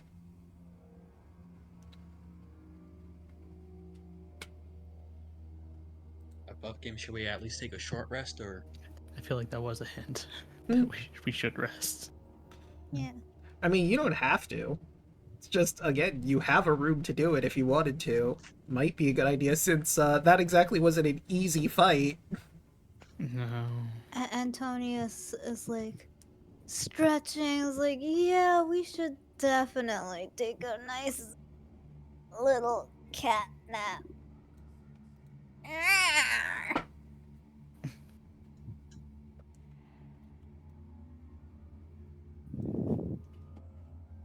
Well, is For that... no other reason, Mm, but definitely just a cat nap. And that this is me totally saying this above game and not. mm-hmm. Irina, Alright. you good to go? Or do you want to rest? I wouldn't be against taking a rest. She does look a bit haggard compared to some of the others in the group. You took 2 fireballs like a champ, so... Yeah. Can only imagine how my hair must look after that. Oh, wait a minute. Quimby will pull off the steel mirror patch and hand it to her.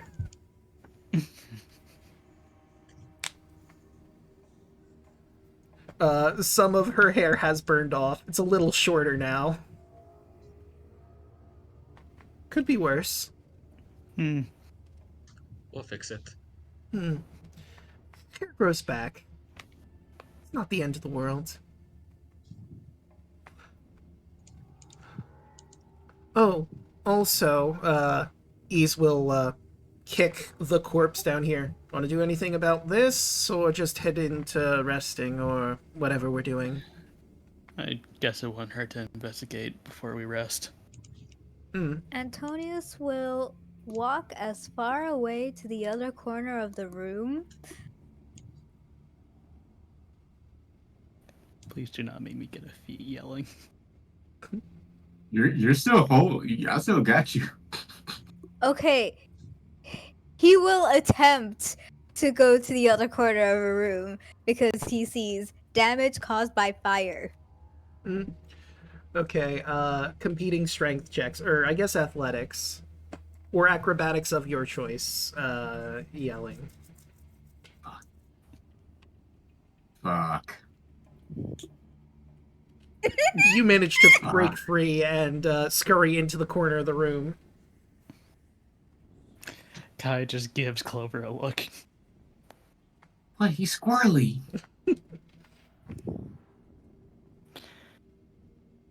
Just don't go up too far, Antonius.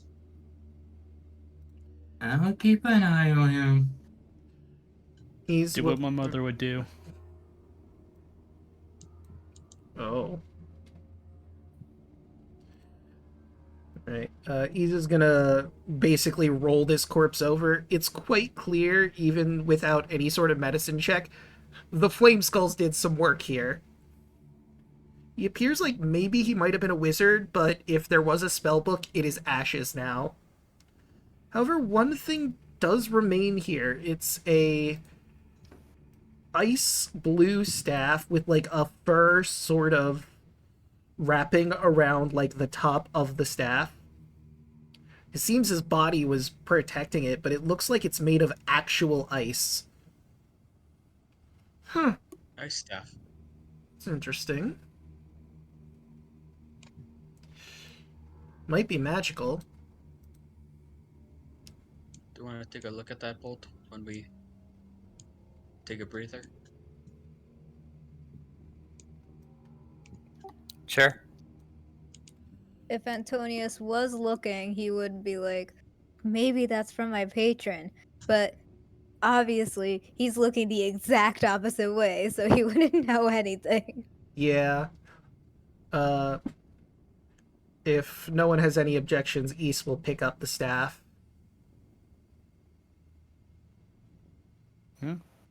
Let him. All right. She grabs the staff and stops for a moment after grabbing it.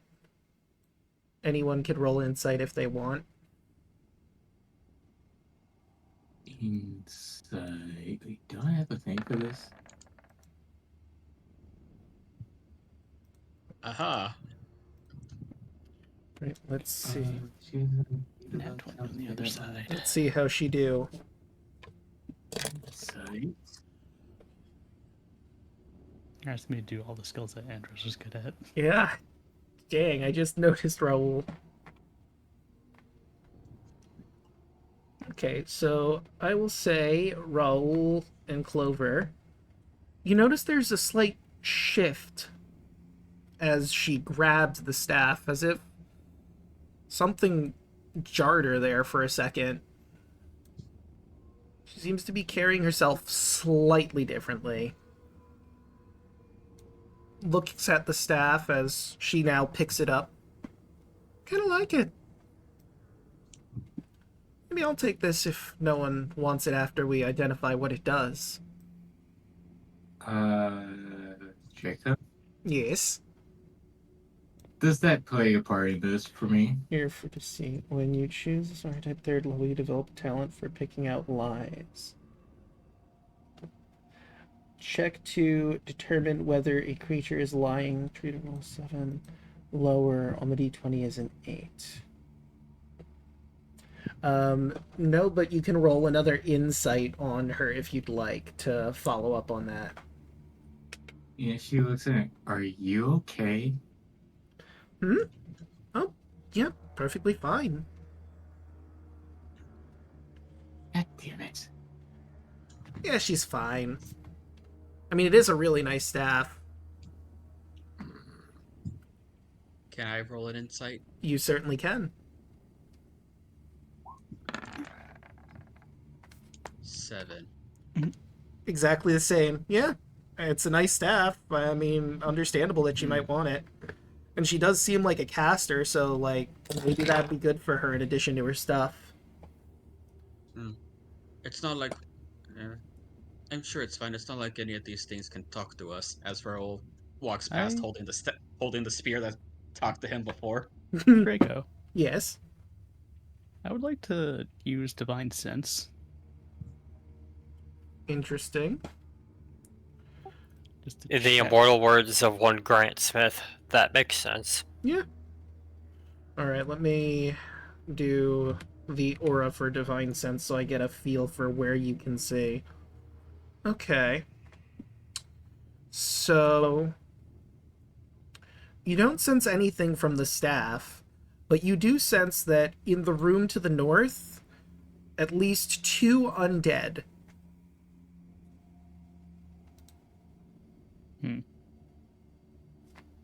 There's 2 undead up to the north. Clover looks at Antonius. Do not open that door. Antonius is currently cowering in that corner, ears covered, shaken. Whether he heard Clover's anything or just assumed is like, it is to be seen. And with that, Ys will walk into the room with the tribal folk you met earlier and get ready for rest. And for sake of ease, if everyone just wants to, you can move into there without the turn order at this point. Although it looks like Antonius is a little shell-shocked right now, you might have to have someone move over there and grab him. No, Clover's going to do that. And Kai's going to put a hand on Rayul's shoulder. Maybe there should be a 2-man watch just in case these guys pull anything. Agreed. Especially in a place like this. Can't trust the voices in your head.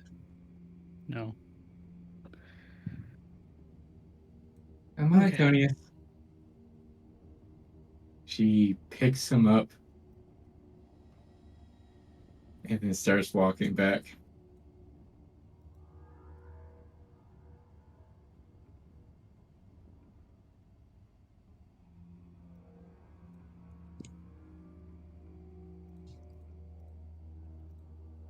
So the question is, are you doing short or long rest? I was assuming long, considering that Rena's kind of not doing so hot. Yeah, That's I'd say fair. log rest too. All right. Makes sense. Okay. So Get Evie into the room as oh well. yeah. Yeah, Evie, I think Evie would offer to help Irina with her hair. Yeah. I can see that. Clover will probably help as well. I think Ease, being like a hunter on the road, knows like the ins and outs of getting your hair torn up and recommends.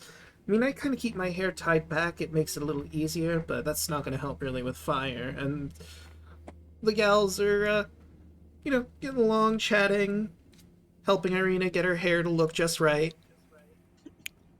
For sake of Gossiping. brevity, like right before the rest proper, I'll go ahead and do identify on the staff.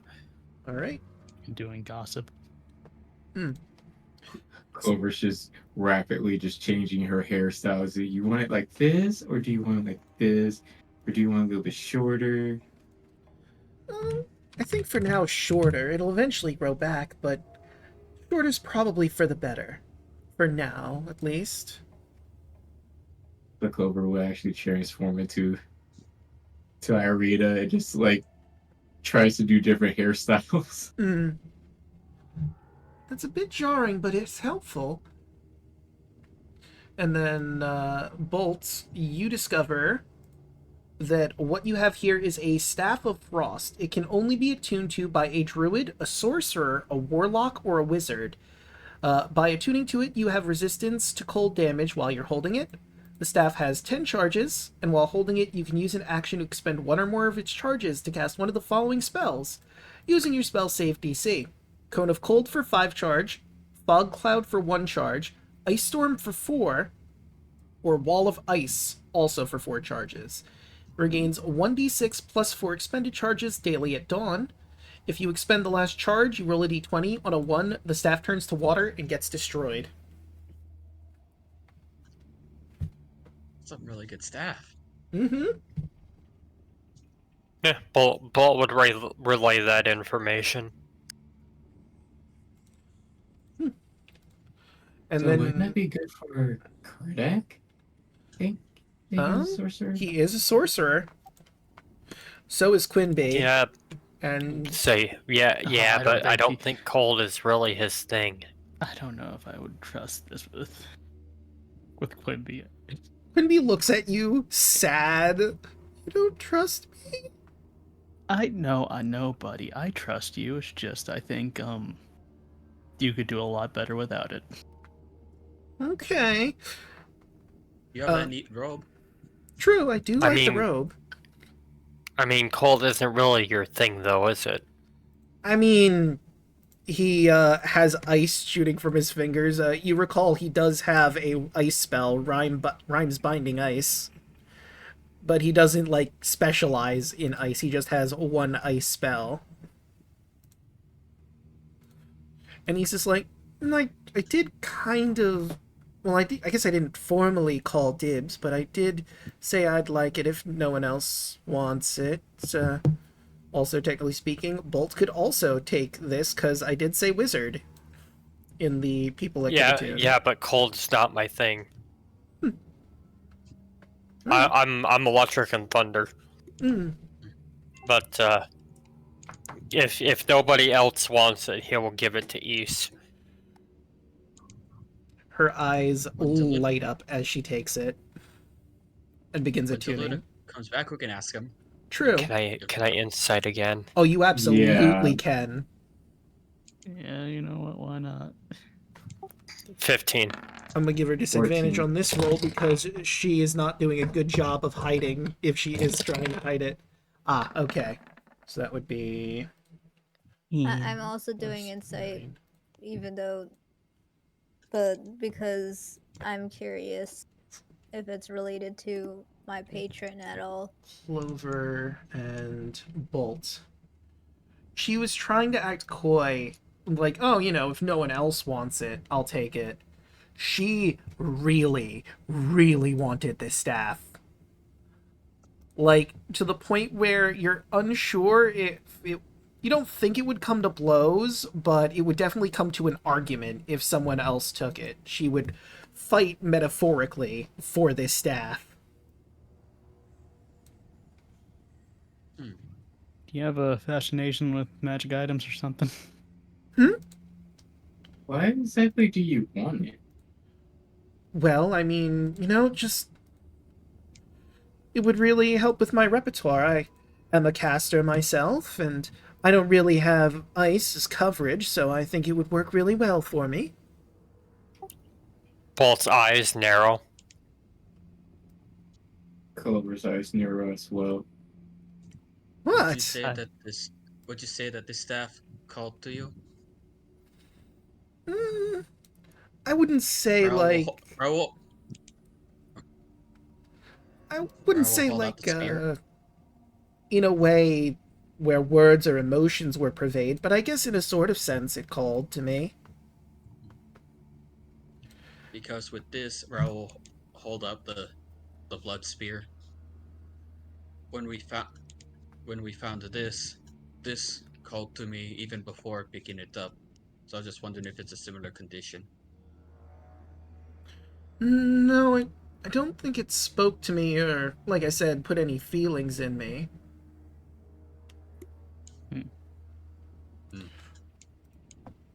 Kai just shrugs. Alright. Anyone wants to, they could roll Arcana or Religion. Oh boy. This is a rough one, though, so we'll see. Okay, 18. To anyone? 16. Understandably, a 4 Religion. with my only +1. 9. Okay, so, well, you know that it's not something that happens often, but on occasion, an item might inherit, especially if it's magical, might inherit some of the user's emotions or personality traits. You get the feeling something like that has just happened. If something like this happens, a remove curse or greater restoration could probably remove whatever personality trait Irina has Ys has inherited, but she has definitely inherited something from the previous owner of this staff. So, probably nothing to worry about that much, but the staff may have... Whoever held the staff beforehand may have had some quirks, and those quirks may or may not have been imprinted onto the staff, which now are imprinted on Ys. I don't know. I mean, I don't feel all that different. It's probably nothing. It's a weird magic-y thing. I mean, It's very rare, but it happens where, like, when somebody uses something a whole lot, especially if they're attuned to it, their personality quite literally rubs off on it. so Well, is it kind of that like that doctor mask we found? Yeah, Remember that kind doctor of. mask? Yeah, we'll pull out the doctor mask. We Yeah, found those probably. too. You still It have might that have a thing? similar effect. Yeah, I just never put it on. I mean, if we really, really want to nip it in the bud, just remove curse spells should take care of it. But I mean, it doesn't seem like it's really that big of a deal. Hmm. Yeah, I you think I'm say fine. so. Hmm. You know, I guess a thought just occurred to me. Not all of you, but some of you do have. She looks at the barbarians in here. Help from certain beings. Do you think they might address us while we sleep? Some of them? Most likely. Probably. Probably. I mean, we are in their territory after all. I know where one of them is. Hmm. Interesting. Bold is just like looking around at the barbarians, just like they probably don't give a shit about what we're talking about, but he's just kind of taking a look to see if like any of them are reacting to our conversation. Yeah. I'll give you this for free. They're keeping to themselves for the most part. They don't really see you as a threat or like aren't super friendly towards you, but they seem to borderline worship Raoul, asking if he needs anything in particular or like anything they can do for him at this time. That name that we heard was that does that sound familiar to any of us? Roll history. I just elbows Raoul.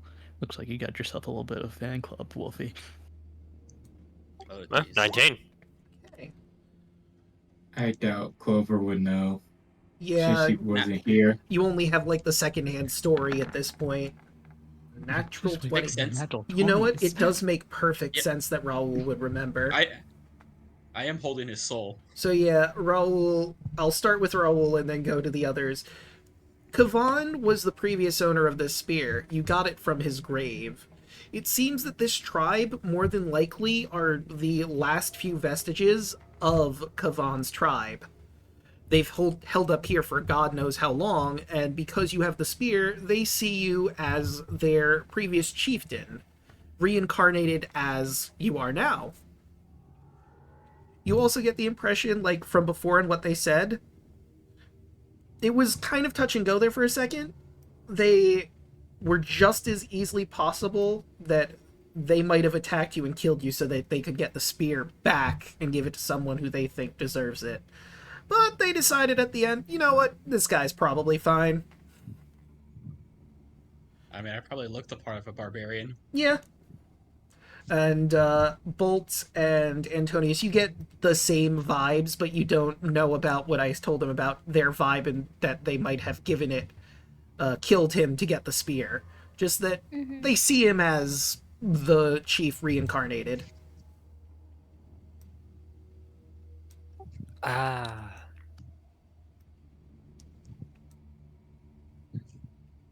Yes, I think I saw it in a play once.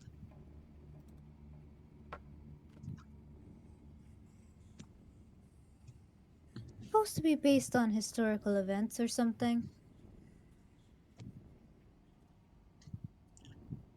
That is surprising that there's a play about it.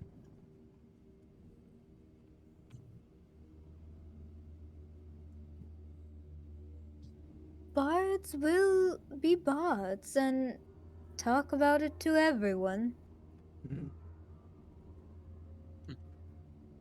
Well, the more you know.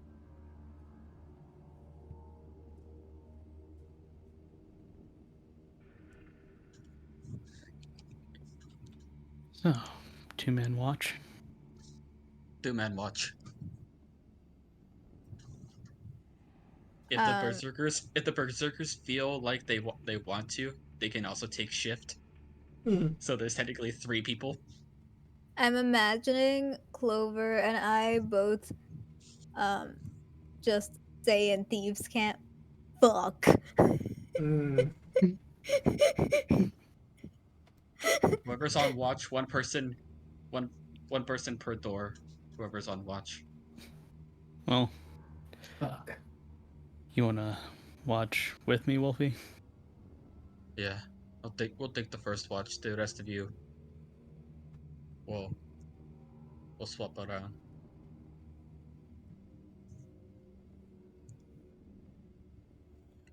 All right.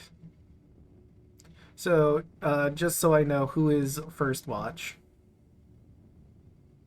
I think it's Me and Raoul and Kai. Raoul. Okay. And one of the berserkers, because they usually do a watch. They also inform you that, certain hours they go hunting. So they might be gone when you come back. And Raoul, while you're on your watch, before you roll any perception checks, also, like the door. Oh, you already closed the doors. You're fine. Yep. You. Raoul's gonna Oops, used to be leaning up against the door. Okay. Let me find. There you go. You hear a message in your head. It's Dan. Harold, I'm still working on the angel. I think I'm close to something. Might need to see a priest. How goes the relic hunt? You can respond 25 words. I'll need to think that up. Hmm. But Raoul will tell this to Kai since Kai's up. Oh, he messaged you. Mm-hmm. He's working on those angel bones and wings. He says he may need a priest. And asking how we're doing. I mean, there's a priest in town, isn't there?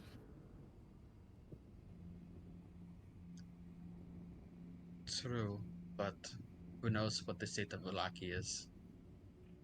With the devil literally raining down blood onto it. Fuck, that's right. Yeah. So much has happened today. Yeah. This has been a long day.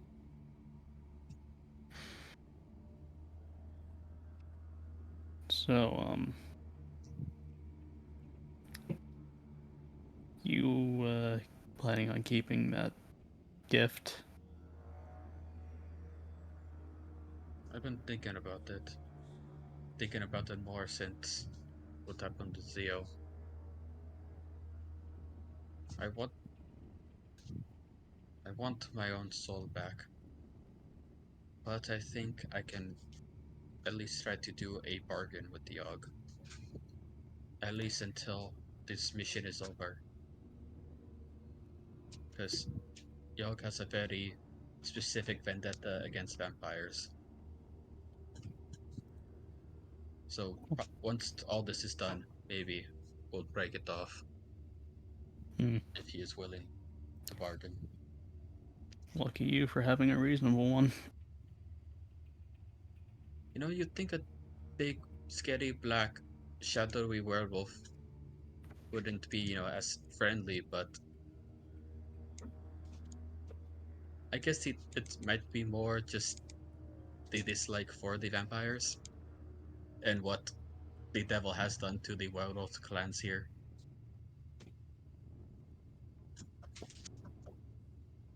It's more of a vendetta. I guess I can relate. I guess a part of me does want the revenge quest to both Raul and Sergei. I just want to fuck him up. Oh, we will.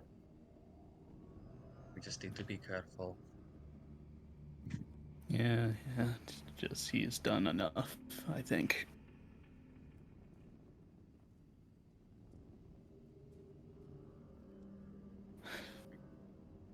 I do miss home sometimes, though. What's it like back at home? Depends on the day. Sometimes it's nice, sometimes it's terrifying. Depends on where you're going, really. Either you find a big one-eyed monster that's yelling at the top of his lungs, or you find some locust people that copy your every move. That sounds horrifying. Yeah, but it's not all bad. There's a clear ocean, nice beaches, good people. They're still fighting against those locusts just to make the world peaceful.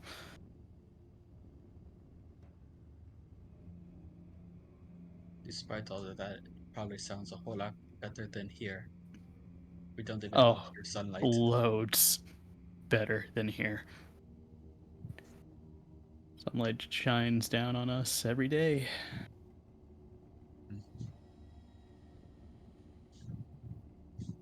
I've only experienced it that one time in the coffin maker shop with their magic. Yeah, felt right, actually, being able to do that.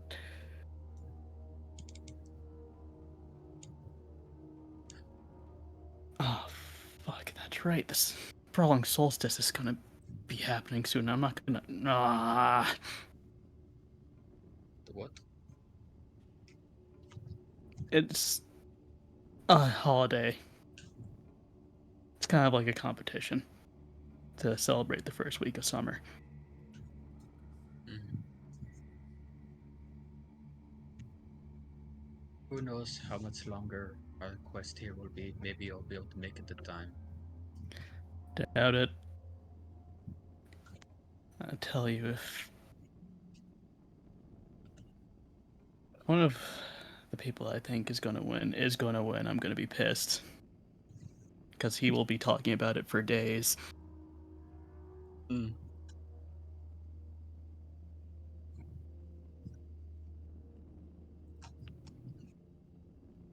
You have quite the cast of people back home. Seems You like have everyone's no more idea. cheerful. They can be. Sometimes they can be a pain in the ass, though. He kind of looks over at Clover. But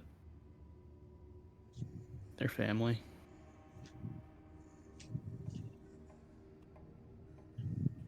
Very interesting family. Or I'll just give a smile and just say like family and just looking at everyone. You know, that means you too, Wolfie. Think so too? Well, yeah. You fought next to me. Practically saved me a few times. And I've helped you, so I think that means that we're close enough.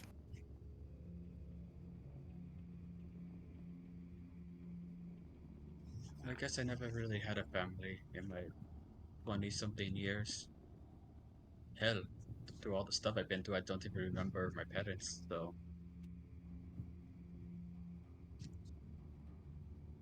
Well, you got this one is, now. It's thank one you, thing God.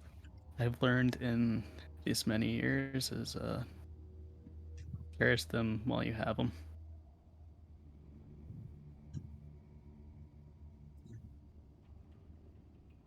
I appreciate it. Just hope we can all make it out. We've already lost so much. Yeah.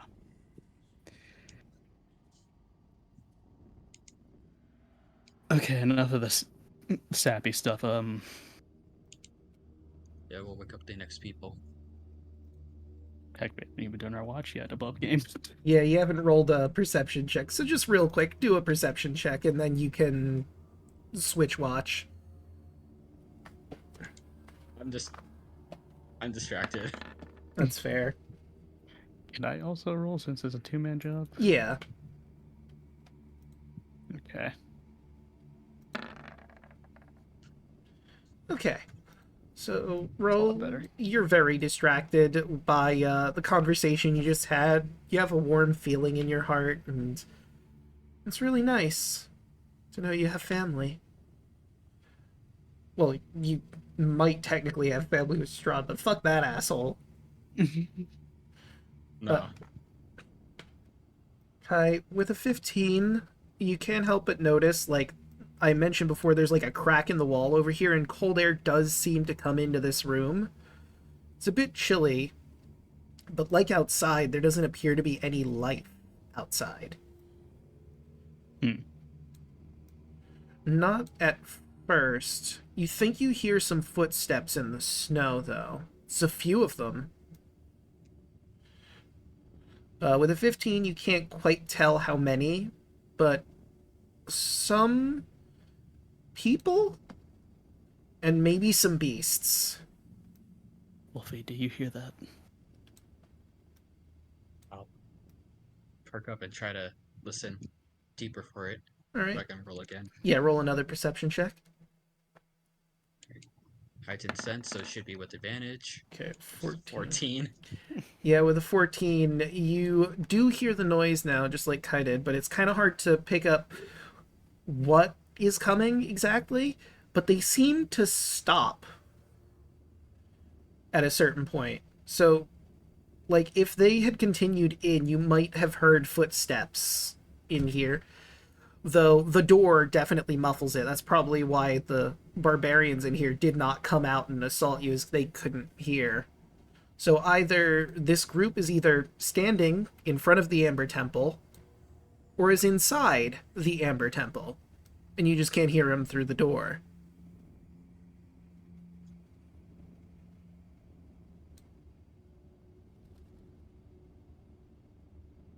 What do you think, Kai? Maybe they'll go away.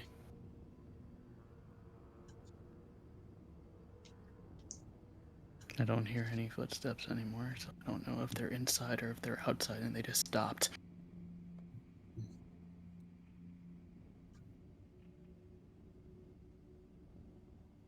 Do we change watches or do we just hold out a little bit longer?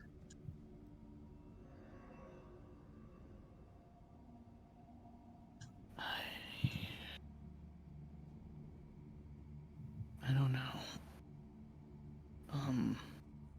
How do you think you got a little bit more in you? I should be fine. Alright. One of the berserkers is there, right? Yeah. Like, he's awake? Oh yeah, no, he's just sort of chilling with you guys. Isn't really saying anything, didn't want to intrude in your conversation. I mean, Raul's the chief. Hey, What? How can I help? have you heard any footsteps outside the temple on this time of night? Not usually. It's one of the reasons why we pull up here. Not a lot of people come by exactly. I mean, there is this one guy who comes here relatively regularly. Dusk Elf, I believe. We just kind of have a mutual agreement to leave each other alone, though. Dusk Elf, huh? He doesn't come at night, though. He usually comes during the day. With a frog. Kind of weird. No idea what that was about. But he doesn't have the frog when he leaves, so he shrugs.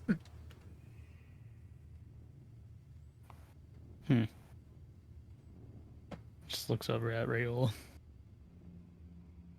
Can I roll a history check? For Because all the people I've really seen in Barovia are just humans, right?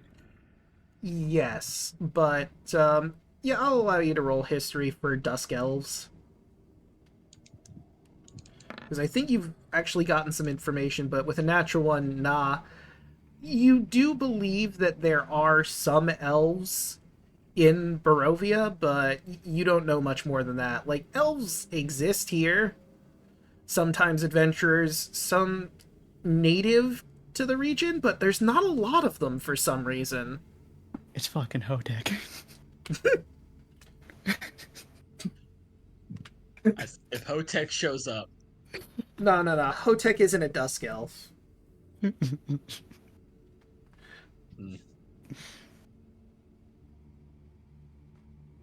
Hello, everybody.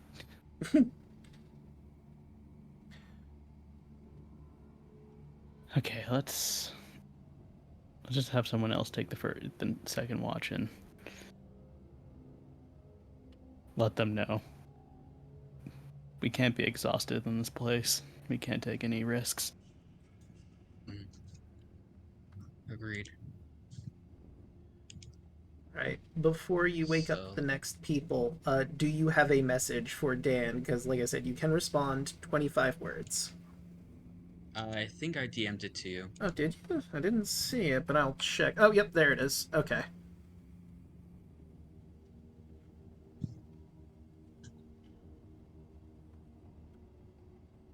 Okay.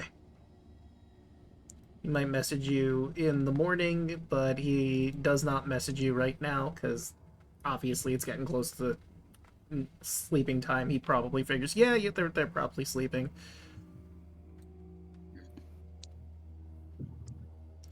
Right, so who's on next?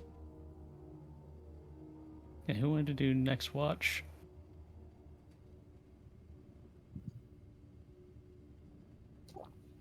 I'll do it. Screw it. I'll do it too. Okay. Okay. Golden Clover. Would it be at this point or later? You know, I think before you start your watch, Clover, you and I need to head to the other voice chat real quick. Okay. See you guys Draco, in just before you- yes. I say before you go, do me and Kaya at least get a short rest? I mean, you'll get a long rest at the end of this if Okay. everything goes Okay, without a just wondering. hitch. But Sorry, just wondering. I Never mind. will be back. Okay, and can you hear me? Hello. Hello, can you hear me? Okay. Yes. Okay, good. I need to grab a different song. Let's turn that down low and grab... Where is it? Here you are. This is the song I want. So, Clover, you find yourself in a completely black void. There's nothing around you at first, but you hear a sound in the darkness. Almost skittering sort of sound, but it doesn't quite sound like a spider. As you look around, uncertain of what this could be, you see these white clawed hands come out of the darkness, and they grip upon a golden mask, as you see this. You should see Vond the Evasive in your handouts under the dark vestiges. Let me know when you properly see that. I will be showing chat the image as well. Oh. Oh. Oh no. Hello, Clover. I think you and I could come to an agreement, if you like. I think you'd benefit from my help immensely. Allow me to introduce myself. I am Vond, the Evasive. If you take a deal with me, let me collect souls of the beings you kill. I will protect you from any divination magic. No one will be able to find you with a scry spell or arcane eye or anything. You will be a blank space to them. I can also give you an additional gift if you answer a question for me before I grant you that power. I can make you far more evasive than you would normally be. Above board, you would be able to auto-succeed on dex saves 3 times a day if you take his additional deal.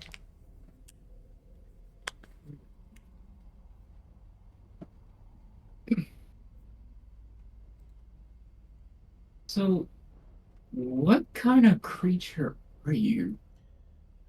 I am a vestige, a former god brought down low, fortunately. But with your help and a few souls, I could break free of my bonds here in this temple, and I can help you break free from these lands once and for all. Why were you brought down? Oh, you know how it is. You have a name like the Evasive, and people want to make a name for themselves, find you, and end you.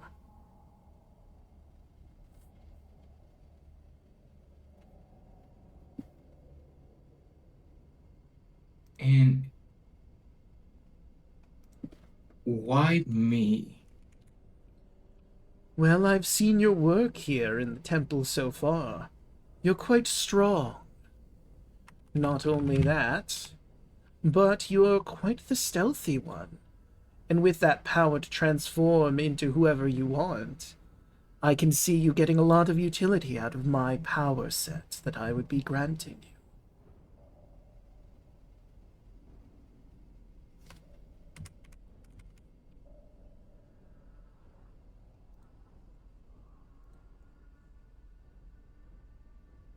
But why not the cat? He already has a deal with someone in this temple. A deal with Delban. And we don't exactly have hard rules among us vestiges, but if someone has a deal with one of the other vestiges, we tend not to try and snipe them from the others. Sort of professional courtesy, I suppose.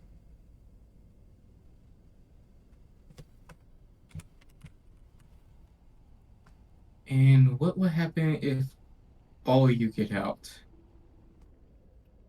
Well, each and every one of us has different goals from the others. I will just continue hiding in shadows, being someone there to help anyone who wishes not to be found.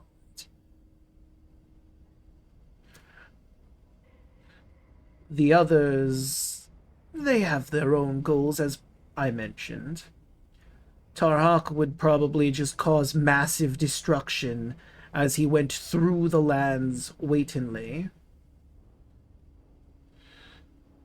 I imagine Serac might go back down to the hills. Shamiamora probably more of the same. Zontrus would go about once again being a god of leadership and doing what he used to do. I can't exactly tell you everyone's purview. Yogg probably would try to rout the vampires from the land and be his werewolf's patron deity. Take that role back from the Mother of Night. Some far more destructive than others, I assure you. Some of these are gods of undeath. Some of them are beings beyond the realms as you know them. Delban, for example, is one such. I'd recommend not letting Antonius free Delban if you can. I'll give you that for free.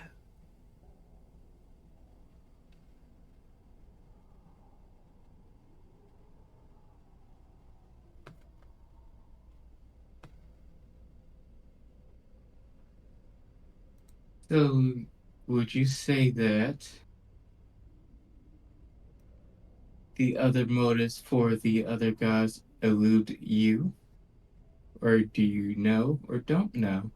I can make educated guesses, of course. I'm allowed to view the lands outside my own. I can send messages, but it's a little difficult. I have to expend what power I have left to do so. Each god is different in their own way. If you know what they are and what they have access to, you can make pretty obvious guesses at what they want, what they will do. Would you know how to actually end their contracts with them? It's actually easy as can be. If the contractee wants to break their ties to the contractor, they can. Much like any contract, you merely have to speak with the contractor and say that you want out of the contract. They probably won't like it. They might leave them with the flaws or deformities that they have gained from the deal as a sort of, not parting gift, but scar to remind them of what they once took. But they will lose the benefits of the deal. And if I were to take your deal, what would be the backlash for that? Ah. Let me take a moment, because I need to refresh myself here. Where are you? Let's see. Where's my vestige stuff? Oh, actually, you know what? I think I remember this one off the top of my head.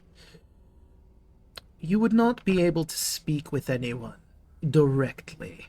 What I mean by that is you would be able to speak just fine, but you could not give anyone a direct answer if they were to ask a question of you. People might find it a little difficult to trust you, admittedly.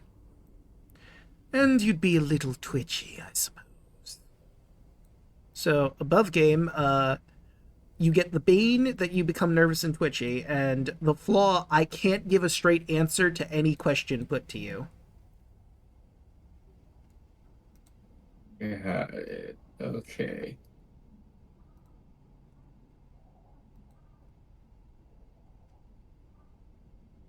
Hmm.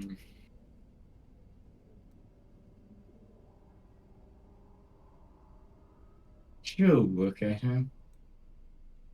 I appreciate the offer, but I will have to decline. The only the only god that I will worship or trust is my mother, the god of trickery. And she smiles. Such a shame. We could have done wonderful things together. But if you won't want to take my deal, then you don't have to. As is the way. And the mask disappears in the darkness, the spindly white hands going with it. And now I believe it's time for your watch. Okay. Right, and let's head on back.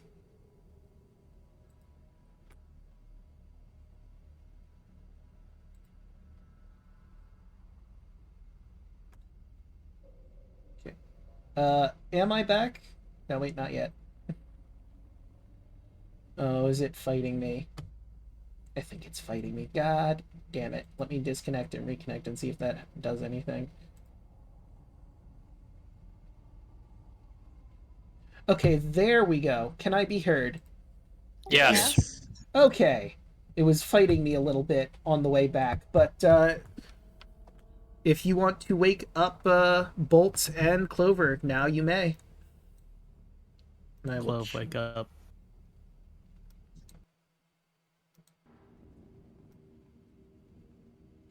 Clove.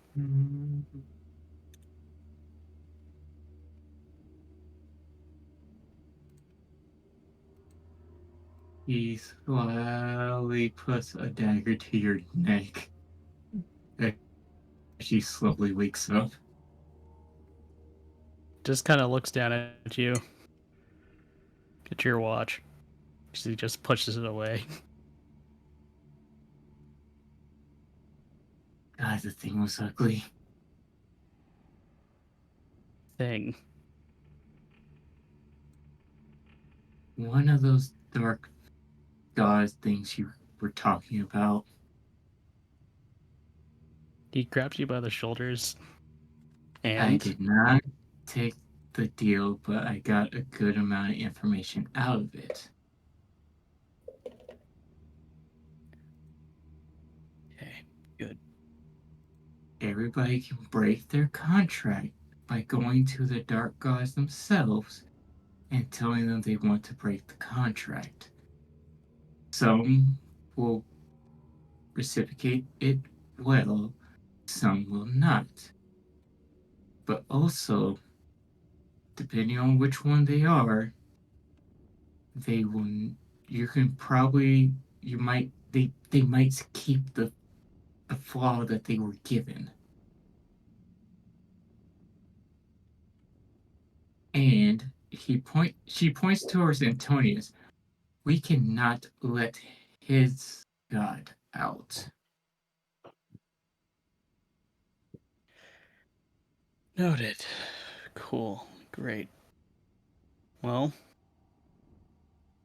kind of just ruffles up your hair. Good job.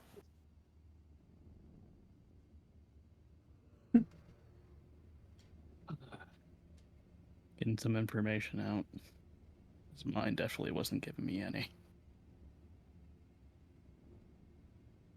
You must forget who my mother is. No, I never do. Use trickery every time I get the chance to. I know.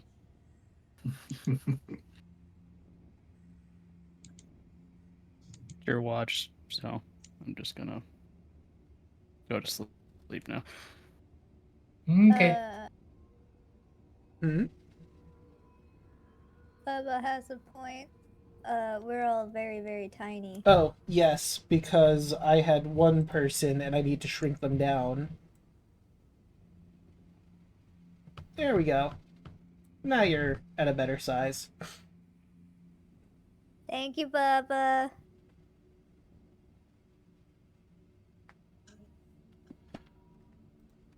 And Raul would get a bolt for the lunch as well. Mm-hmm.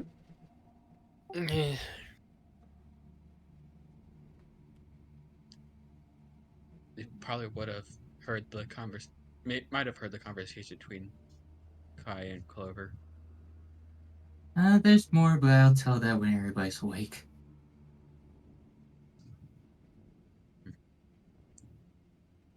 Something to think about.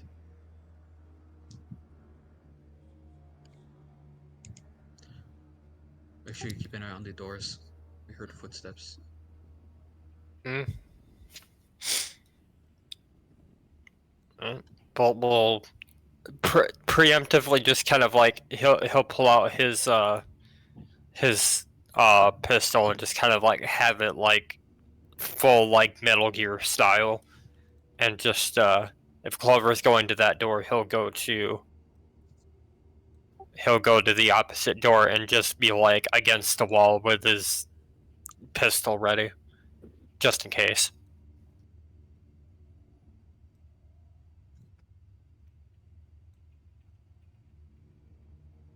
Okay.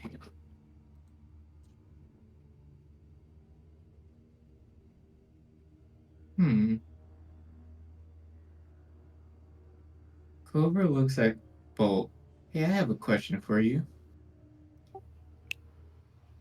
Yeah, You're good at making things, right? I mean, I was raised by dwarves, so yes.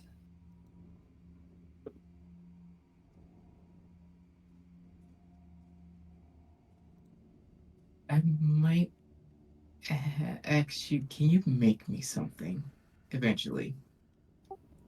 Depends on what it is.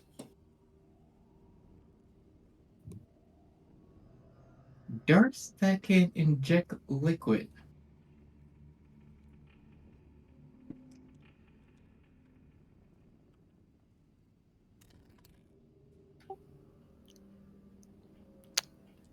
Sounds pretty cool.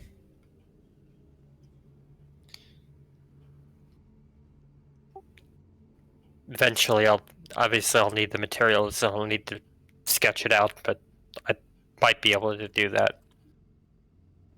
My main goal for it is just put healing potions in it, so if people go down, I can just throw darts at them and heal them.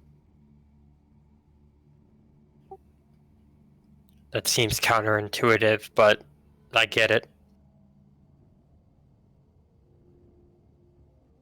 Well, it's granted if I'm chasing down somebody's in a good amount of distance away, I can just throw it,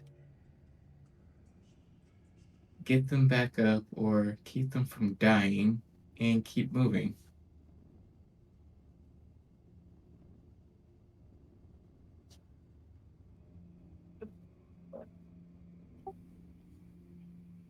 Yeah, cool idea.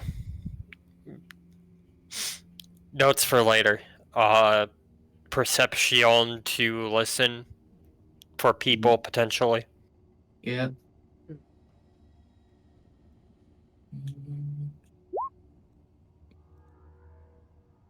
Okay. And 10. So, Bolt, you don't hear anything. Like, not even, like, shifting movement outside. But, to be fair, you know, the doors are made of amber pretty thick.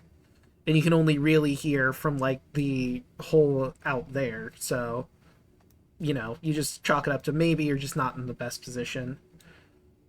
Clover, you also don't hear anything. Whoever is or was outside is either still there waiting, they've left, they've gone into the temple, who could say? I sure remember Kai saying that they just heard the footsteps stop. Yes. He is going to use Divine Sense just to make sure. Let me see, that is 60 feet. And I will make an aura so I can see. You're staying in that spot, or where you moving somewhere else, or? She'll stay right here for the split second. And if she doesn't pick nothing up, she'll walk closer to the crack. Okay. Let me see.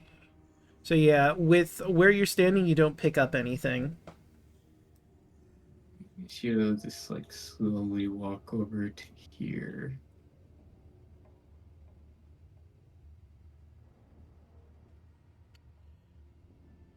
Yeah, you don't pick up anything from there either. I will give you something though.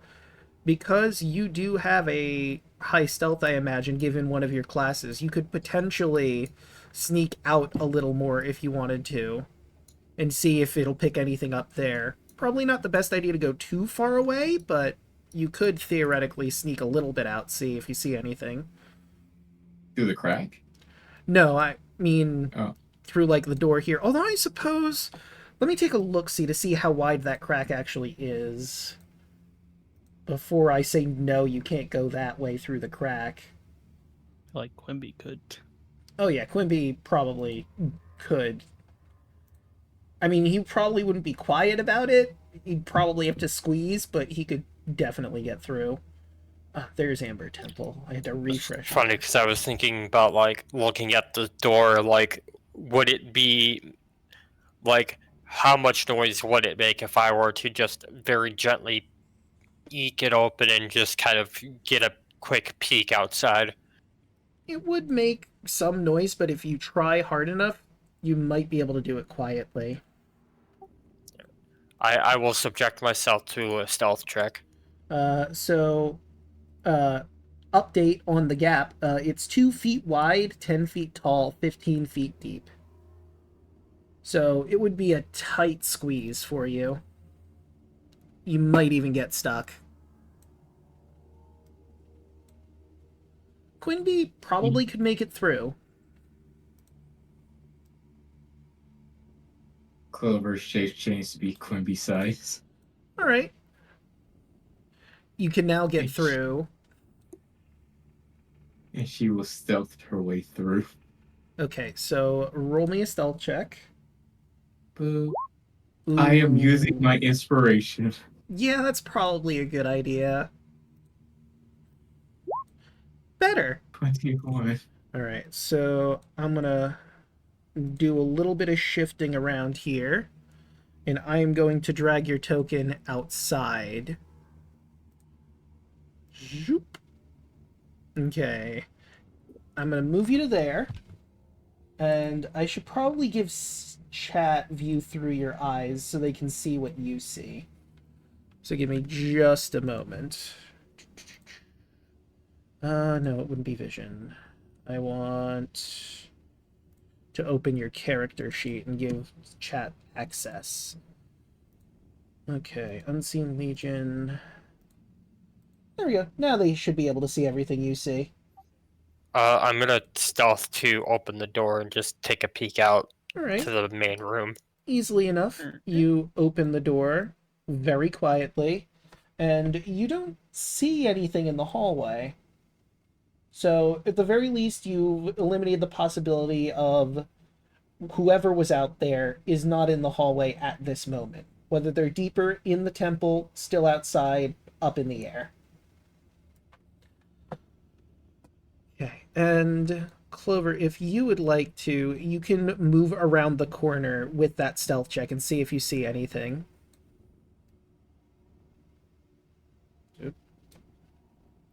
Okay, let me see vision. Ah, excellent. I needed to make sure that you could see before I started the music. That reaction. You might understand in a few seconds. Okay. A few seconds. Wait, Oh. hold on a few seconds. There it is. Sorry. It was muted. My bad.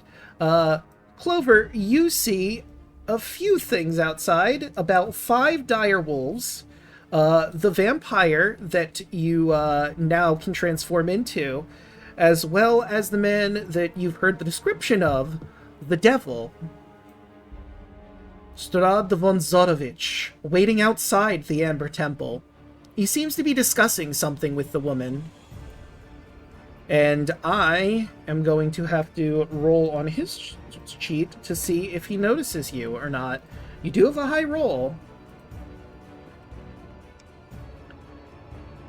Let's see. 21 he would have to beat. Oh wait, I just noticed his passive perception.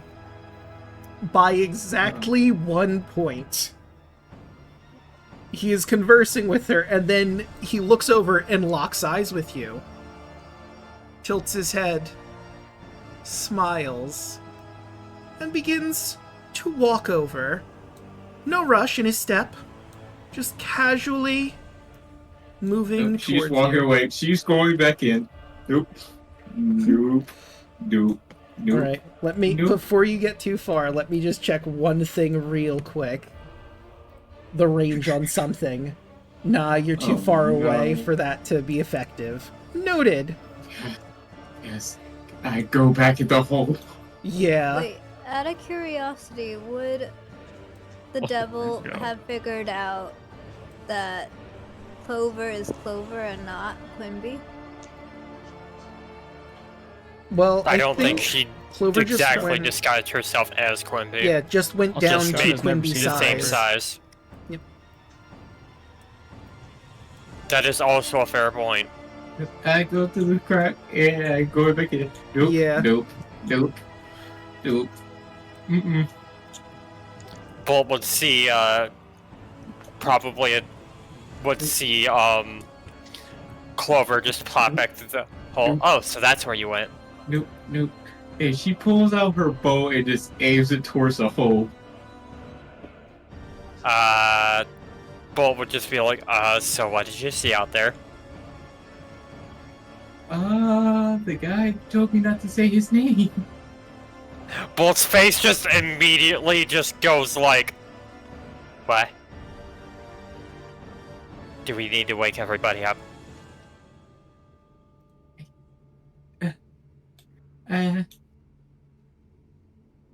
Okay, well, More important question. Did he see you? Yes. We need to wake everybody up. Wait, they could put you in the bullet doors, fucking prick. Bolt will walk over immediately to Raoul and just start shaking him awake. Raoul. Raoul's eyes open and look towards you. He's here. Like, Me, Bolt will let's literally get up. say that with the most, like, paranoid face. He's here. He's here. Raoul gets Clover, up, Clover pulls goes out a over. spear. Clover goes over to Kai, backslap it, backhand him. Oh, no, sleep is good. Hello. The fucking vampire dude's here. Do you what? The Lord Moldybot. One of the torches falls out of its sconce. Can this motherfucker just go anywhere else? He just gets up. The thing is, he was just waiting outside the front, just talking to the vampire bitch. Okay. Did he see you? He saw her. He just gives you a look and just grabs your face. You let him see you? I was being quiet. I'm surprised that he saw me too. I'm gonna say it's at this moment you see a bat fly in through the crack. Do with that what you will. Raoul's just gonna very calmly take a step forward. And Just knowing what this bat is. and he transforms before your eyes.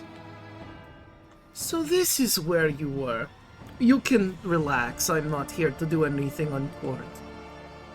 I'll just be waiting for you outside. Do whatever you'd like in here.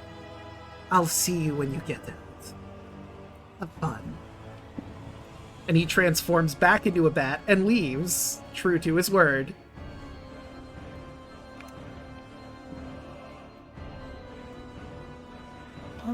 Hold on. I had the exact face that Bullis has right now.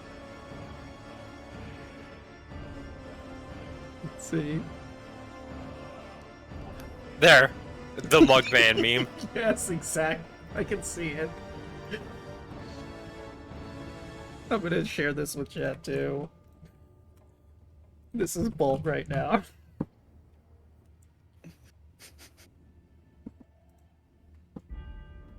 This was Clover when she saw Strahd.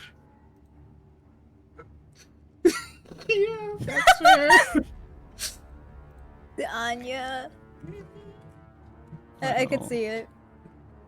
Great. Draco, can I roll one more quick insight on him to...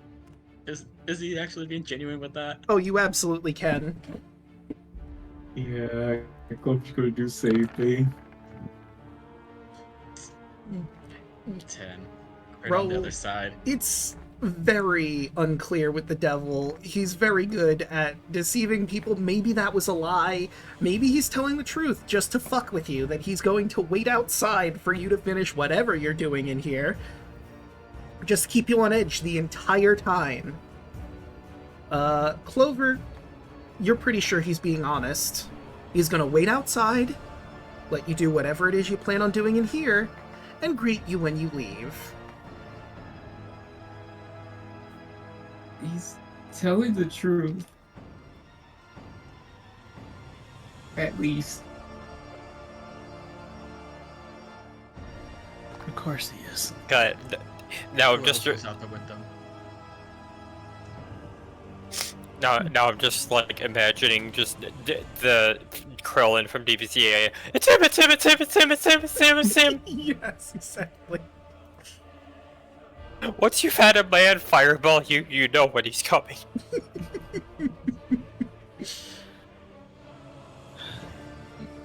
Strahd sees Clover. Strahd sees Clover. Mr. Pogo. Hi. Yes. So, Good to know he's going to be waiting out there. He's actually going to let us have our time here. That's still rather annoying, though.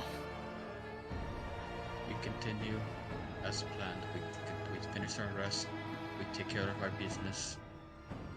He looks over at Bolt. You study that book. Bolt will just pull out the book and just start looking through it. Okay, allow me Clover to will help. go in.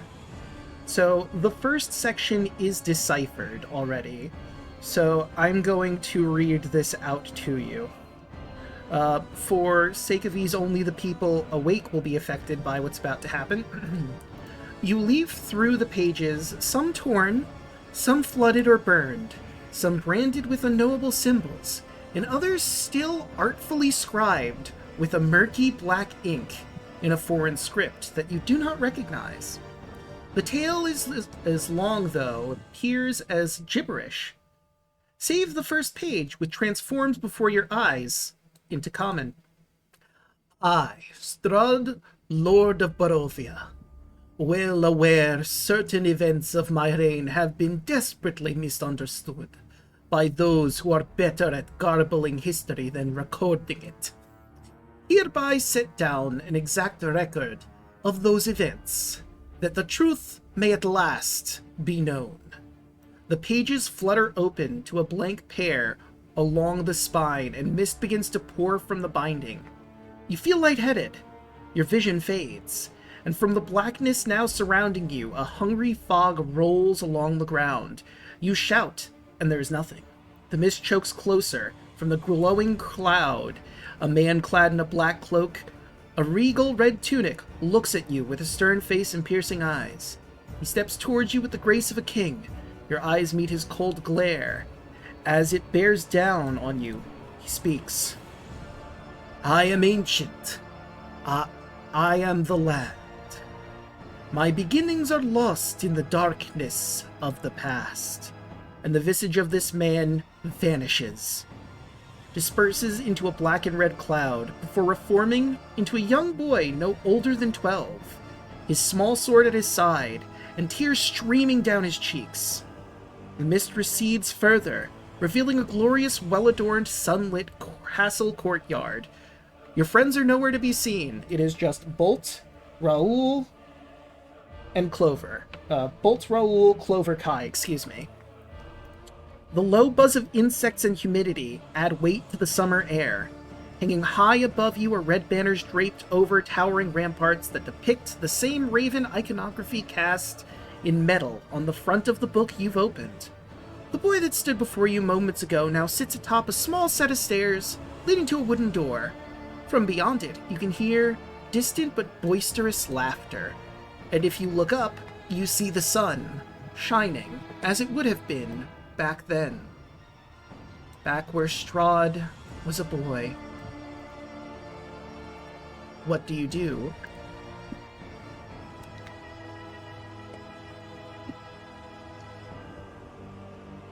I'm sorry, what?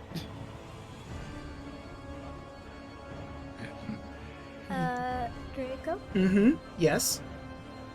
It's almost 1 a.m. Do you want to call it with this cliffhanger? I suppose we could.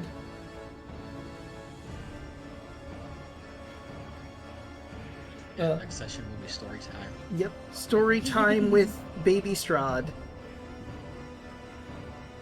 Do we kill Baby Strahd?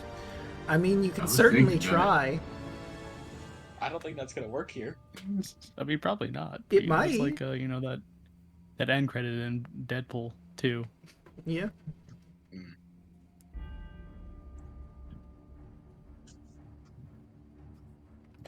All right. Let's start going around the horn. Who would like to go first? I can go first really quick. All I right. have nothing to plug except for the other people here, but tonight's session was pretty fun. And I look forward to next time when we learn backstory and lore.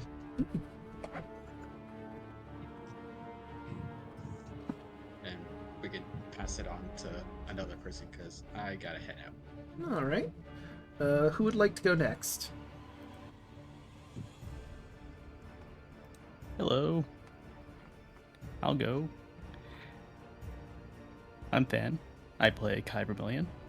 And I also play Saul Rook, the Lichtenfolk Artificer, with the Lost Knights over there on Thursday, which is going to be tomorrow. And if you haven't already, then watch my my one-shot, Eyes O Plenty, on the Lost Knights YouTube channel, where our party has discovered who has been causing mayhem on the college campus, but can they capture him? Find out next time on technically a two-parter, not a one-part.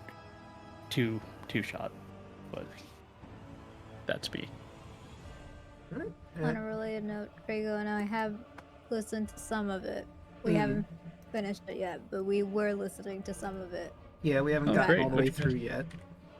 What do you guys think? Very interesting premise. Hmm. And I love the foul mouth. Like, The what? the foul mouth character in the midst of like regular school aged people. Ah, yeah. Have you ever touched a woman? What? Oh, yeah, all right, mate. Anyway. Hoshi. Hi, I'm Bro Hoshi. I play Clover, and when I'm not here, taking breaks from seeing Strahd,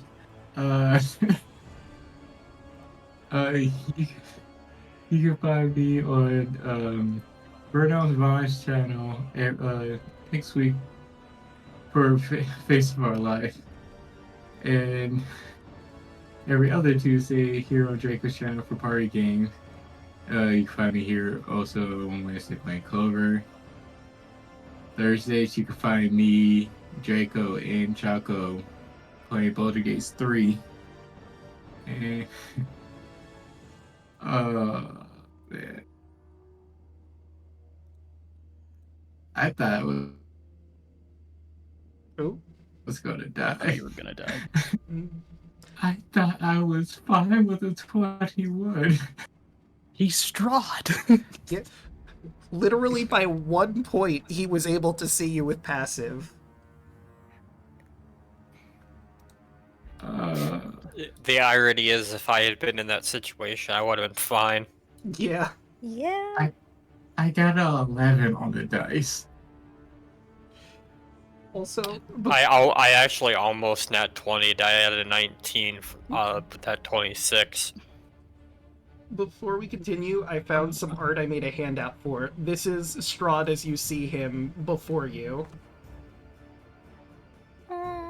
Baby He boy. Strahd. Hard to believe this man grows into a horrifying, blood-sucking monster, huh? Yeah. Yeah, wait, hold on, what the fuck? I just saw one of the documents. Hmm? I'm assuming this was supposed to happen this session. Yes, it was. So I guess you saw it a little sooner than you were supposed to. Dang it. Ah! Yeah, I'll like, just pretend like I didn't see that. I appreciate that. I mean, I didn't click on it, but it said, I see the name Hmm. and the mini picture of it, and it doesn't look good. I mean, who knows? Maybe you won't even see it. Depends, really. But, Okay. who would like to go next?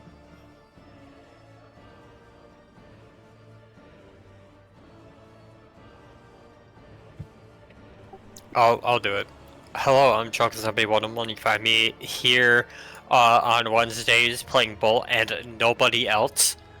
And then when I'm not doing that, you can find me all over the social medias as some form of Chocolate Zombie 101. You can also find me on Twitch where I stream every once in a while. Sometimes on Thursdays when me, Draco, and Hoshi do D&D with our Baldur's Gate 3 campaign. Also, you can find myself and Hoshi and Draco and Daluna over on twitch.tv/BurnoutBond for Phase of Our Lives every other week, where we just finished up clearing thither, I think, and are now moving on to the next location.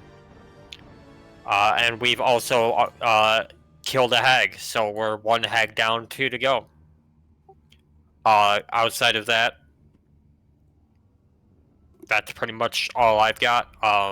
Since he isn't here, I'll just go ahead and shout out Daluna as well. They're on Blue Sky and all across social media as either Daluna13 or Daluna1338. They also are a part of this stream as well as the Face of Our Lives campaign, and you can usually find all of us on Draco's channel here when we're doing party games, when we're not doing our usual things.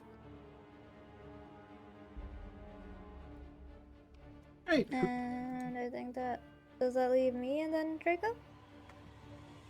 Yes. I believe so. Yep. Hello, I go by Yelton. You can find me on most social media platforms as Yelling at Me or Yelling at Me BT. I will hopefully be doing more art streams soon. And I'm trying to polish up the music video. I'm so close to finished, I swear. I did a bunch of re-recording, and I'm hoping by the end of this month, which is in 2 days, it will be finished, over, done. So hopefully we will have a music video on the YouTubes.